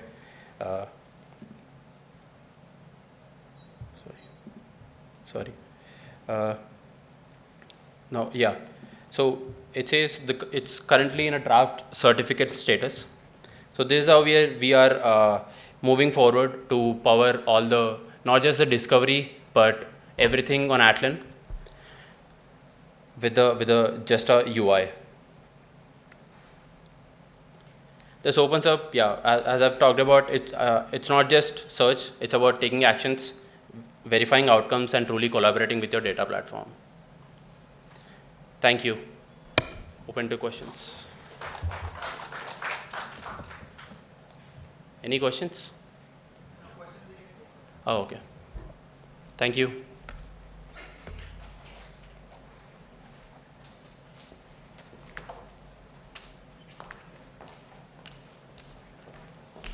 Thank you, Rushikesh. You can please ask him any questions if you have. Next up, we have Sagar Sumit joining us from Anyscale. Hi folks, I'm Sagar, software engineer at Anyscale. So I'll quickly start the demo because it takes some time. I don't want to go through all the slides. All right, so Anyscale is this unified AI platform, manages all your compute. It's a company that works at the infra stack and helps you overcome that AI complexity wall, and I'll talk about what's that AI complexity wall. But basically for the purpose of demo, what I've done here is build an agent data scientist. So basically this is going to use some tools like search, browser, terminal, file system to do some stuff, like pulling data, processing that data. Then it will run some model in the backend to prepare some insights. All of this goes through your LLM agent API. Again, if time remains, we can dive into what this LLM agent API will do under the hood.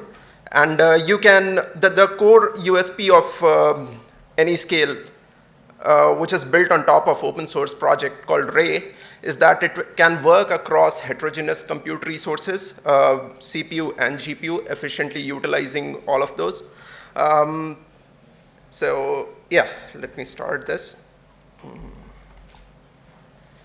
Okay, so this will basically trigger a job. As I said, Anyscale is a platform built on top of Ray. So I'll have to give an overview of what Ray is. Ray is, think of what Spark did for big data processing. You can think of Ray as a compute engine for end-to-end AI workloads processing. So AI workloads start at fetching the data, doing some pre-processing with the data, then training your models with the data, later on fine-tuning for some purpose, and then comes a lot of other things. Post-training involves reinforcement learning. So all those things, what has happened due to ongoing research and proliferation of so many frameworks for each of these different stages of AI lifecycle, workload lifecycle, that there is a huge number of frameworks and tools, and essentially AI engineer is hitting what we call AI complexity wall. And that complexity wall is not just at the software level, but also at the hardware level. You are not just dealing with CPU. Typically what happens, if you would run a batch job or some data processing job on CPU for pre-processing data, materialize the results on your disk or S3, wherever, and then consume, and then that data will be consumed by GPU. All of this is a lot of overhead, first of all, cost overhead, performance overhead, and then operational overhead. So to solve that AI complexity wall, Ray project was created at UC Berkeley by two PhD folks by at the same lab where Spark was created. What Anyscale does here is essentially a platform to run Ray at enterprise scale. The best platform to do that. So you get compute governance. So in this figure, whatever you see in deep blue boxes, those are things that Anyscale provides you, which Ray open source does not. Governance is key, then integrated dev tools. So this console that you see here, this Anyscale console, you can have your VS Code or cursor integrated here, and just like you can fire up your notebook. This is all backed by your Ray cluster, and as you can see, as this job is running, when you go to Ray dashboard, It will show all the jobs that have that have completed or have been running on the cluster. Go to anyone and to the running cluster, and it will bring up all the tasks. You can even go to Ray workload. So as I said, that there are a bunch of workloads, data workload, training workloads, and serving workloads. All these different workloads have different memory and compute requirements. As a platform, you get this under one console. Your AI engineer does not need to worry about how to manage CPU, GPU, how to efficiently utilize those. What Ray will do is, under the hood, the tasks are running concurrently. So while your GPU may be getting used for some inference related task, CPU could be pre-processing something else. So you will have the whole cluster utilization at peak. From the console itself, you can, if you want to profile your application, you get it here. You can take a look at everything that has run for a particular job. Metrics, logs, observability, as in CPU utilization, memory utilization, everything all in here. So all in all, it's essentially compute management platform, unified because it can manage all kinds of workloads, starting from data processing to fine-tuning to serving the model, even serving the model. So all of these are taken care of end-to-end within the platform itself. Let's go to the logs. Yeah, I'm not sure. So what this, a bit about the demo, what it's essentially doing is, so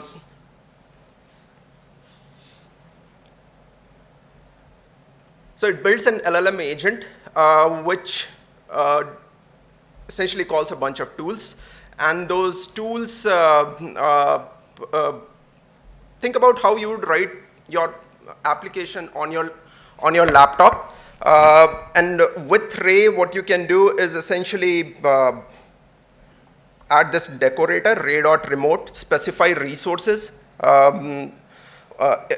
Even if you don't specify resources by default, it will understand the head node, as we call it. It will understand what is your cluster topology, and will try to schedule your tasks in the most resource efficient manner. But just the usage of this decorator distributes your workload, your AI workload, to a number of machines, and make sure that everything runs smoothly. If something breaks in between, any node goes down, then there is checkpointing mechanism to be able to pick up efficiently from where the work last got paused. And yeah, I mean, typical of any infra product, infra platform. You get it, everything here. I guess that's it. Yeah. I'm still under time, right?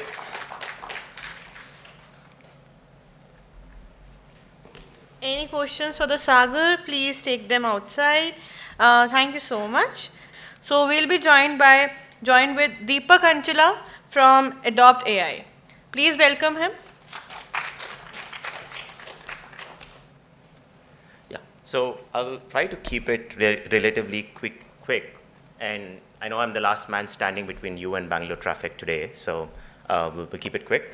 Let me start with a quick preview video, and then I'll get into a live demo right after.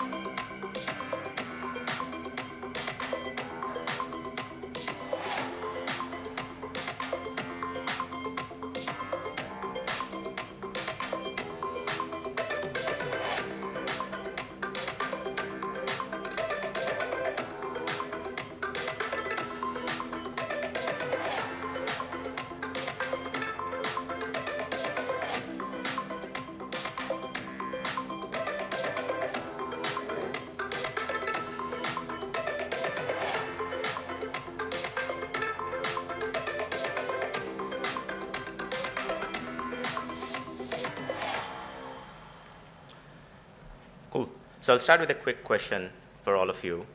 How many of you believe that apps that you see today, right, will continue to exist in the same form and shape? No? How many of you think that the UX of apps is going to change to be more agentic? All of you think so? Yeah. And do you also believe that people are going to go beyond apps? Like agents will be available everywhere, even where apps are not available? Yeah, right. So I'm sure like a team of, this room of engineers, product folks agrees with this. And I'm sure all of you are building agents, right, in your own companies. So go back to slideshow mode. So basically the big problem that we are seeing is when you look at applications of today, they were built for the older world, right? Where you had to really learn applications. You needed to know how to like navigate tabs and workflows within applications. And humans had to adapt, right? Apps have very restrictive UI, UX. I'll give you a small example. Think about reporting in an application. You can show 7, 8 reports in a dashboard, but customers always ask for more, right? There's also complex workflows, a lot of cognitive overload as human beings, like how many applications can you learn and how many new features can you learn, right? With all of this has led to like this era of frustration, low feature adoption, and people craving for something else, right? And what companies have done to improve adoption, right? They have deployed armies of people, like you have professional services, customer support, customer success, and you have armies of tools, right? You have onboarding tools, training tools, support tools, all trying to get humans to understand apps and use apps, right? But is that what is really required? Well, we believe in this new era, software applications are moving from do it yourself to do it with assistance, just do it for me, right? I don't care. I'm a user, I have a goal.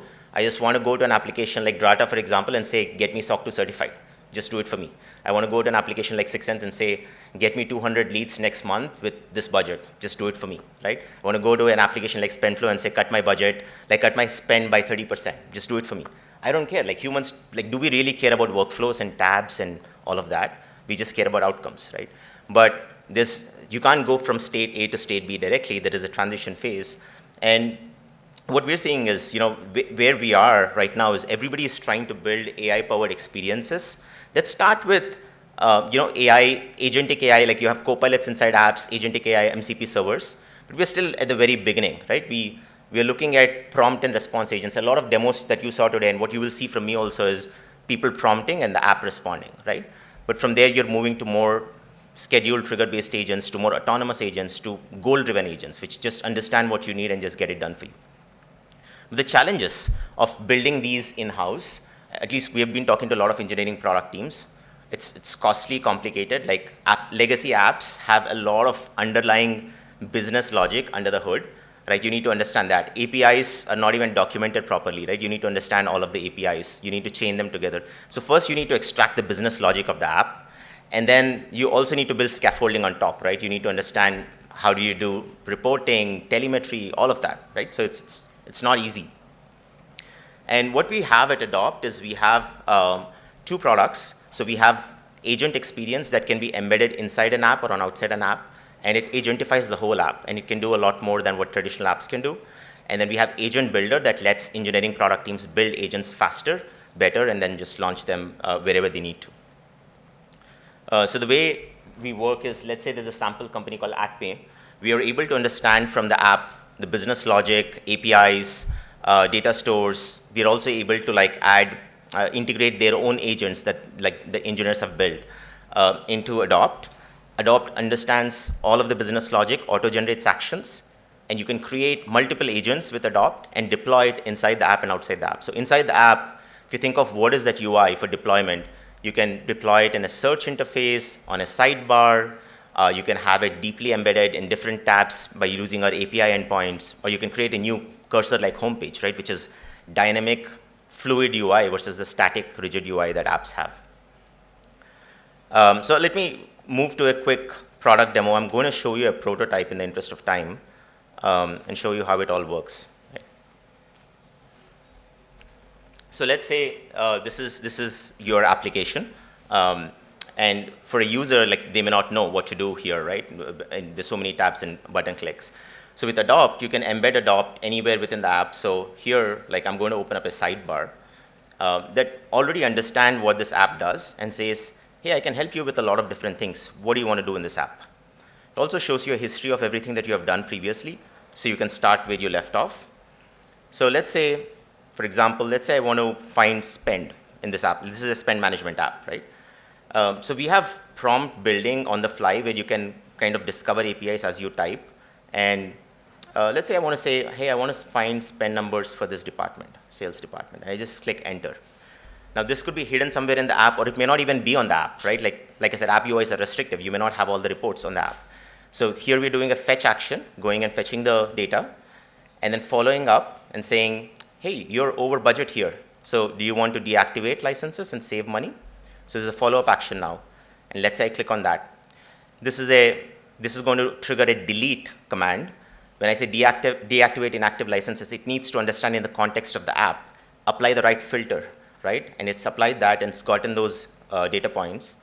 You can go and say, hey, optimize these for me.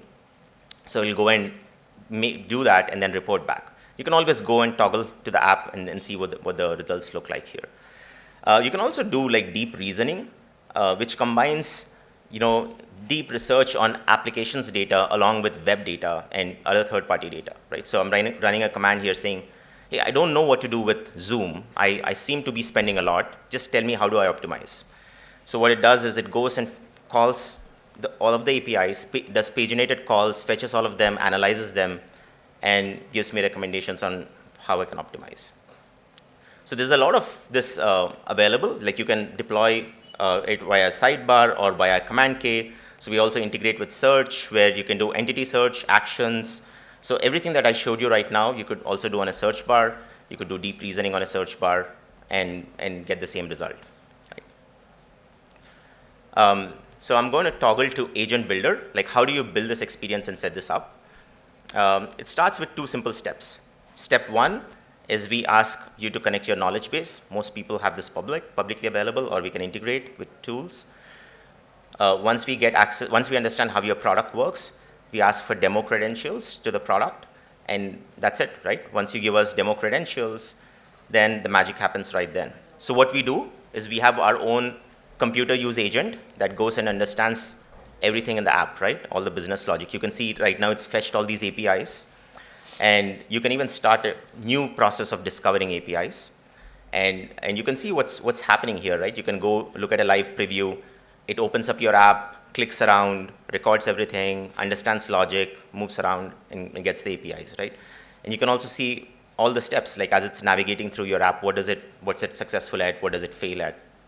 So once you do all of that, setup's complete, and basically you see that we have extracted from the app a bunch of APIs.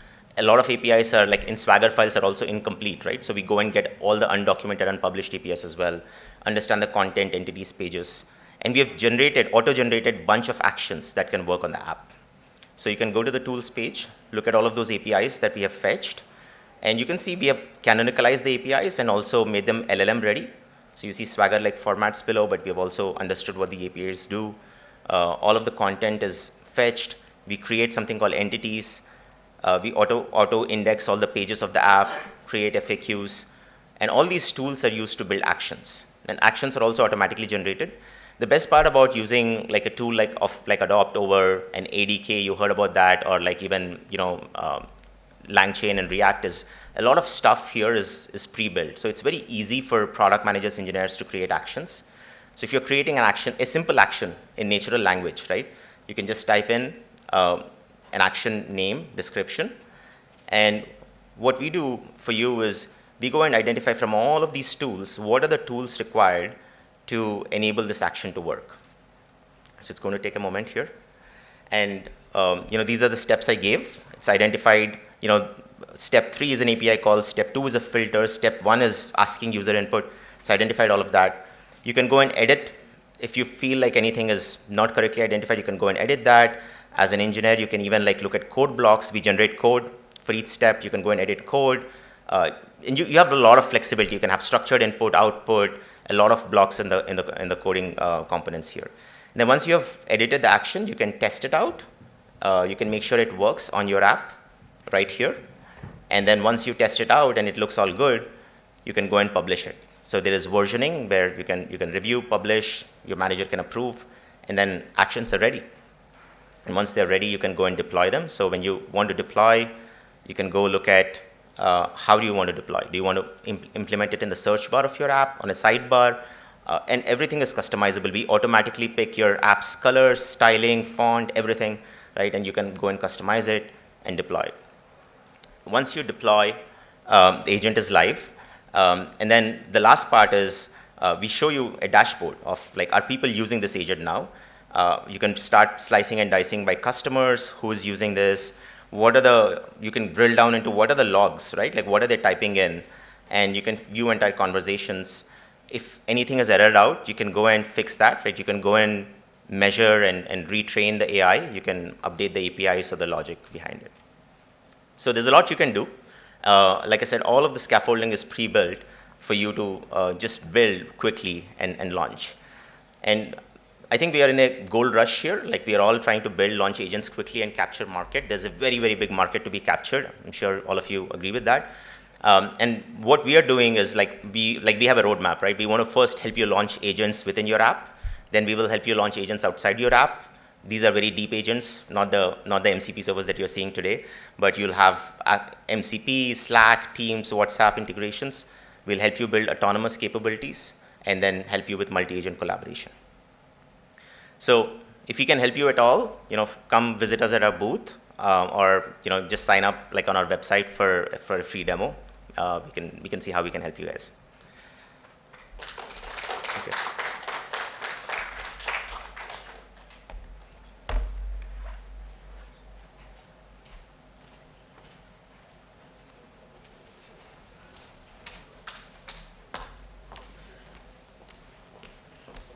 Thank you so much, Deepak. And that was our last demo for today, folks. Thank you so much for showing up. Today we have heard from leaders in engineering, investing, and infrastructure about how agentic AI is moving from experimentation to production. We have seen 10 live demos from companies building real-world systems across both application as well as infra layers. And we have explored practical insights on where the market is headed and how India is positioned in the global AI landscape. Before we wrap up, here's a quick reminder. The startup booths across the ground and the first floors are open till 8 p.m. Go meet the teams. Everyone is working on something extremely ambitious. Next up, we would really like to thank our partners, Accel, 8VC, Google Cloud, Stripe, and Grayscale Ventures. And to all of you, thank you for showing up, sharing and building and staying in the Audi. Thank you.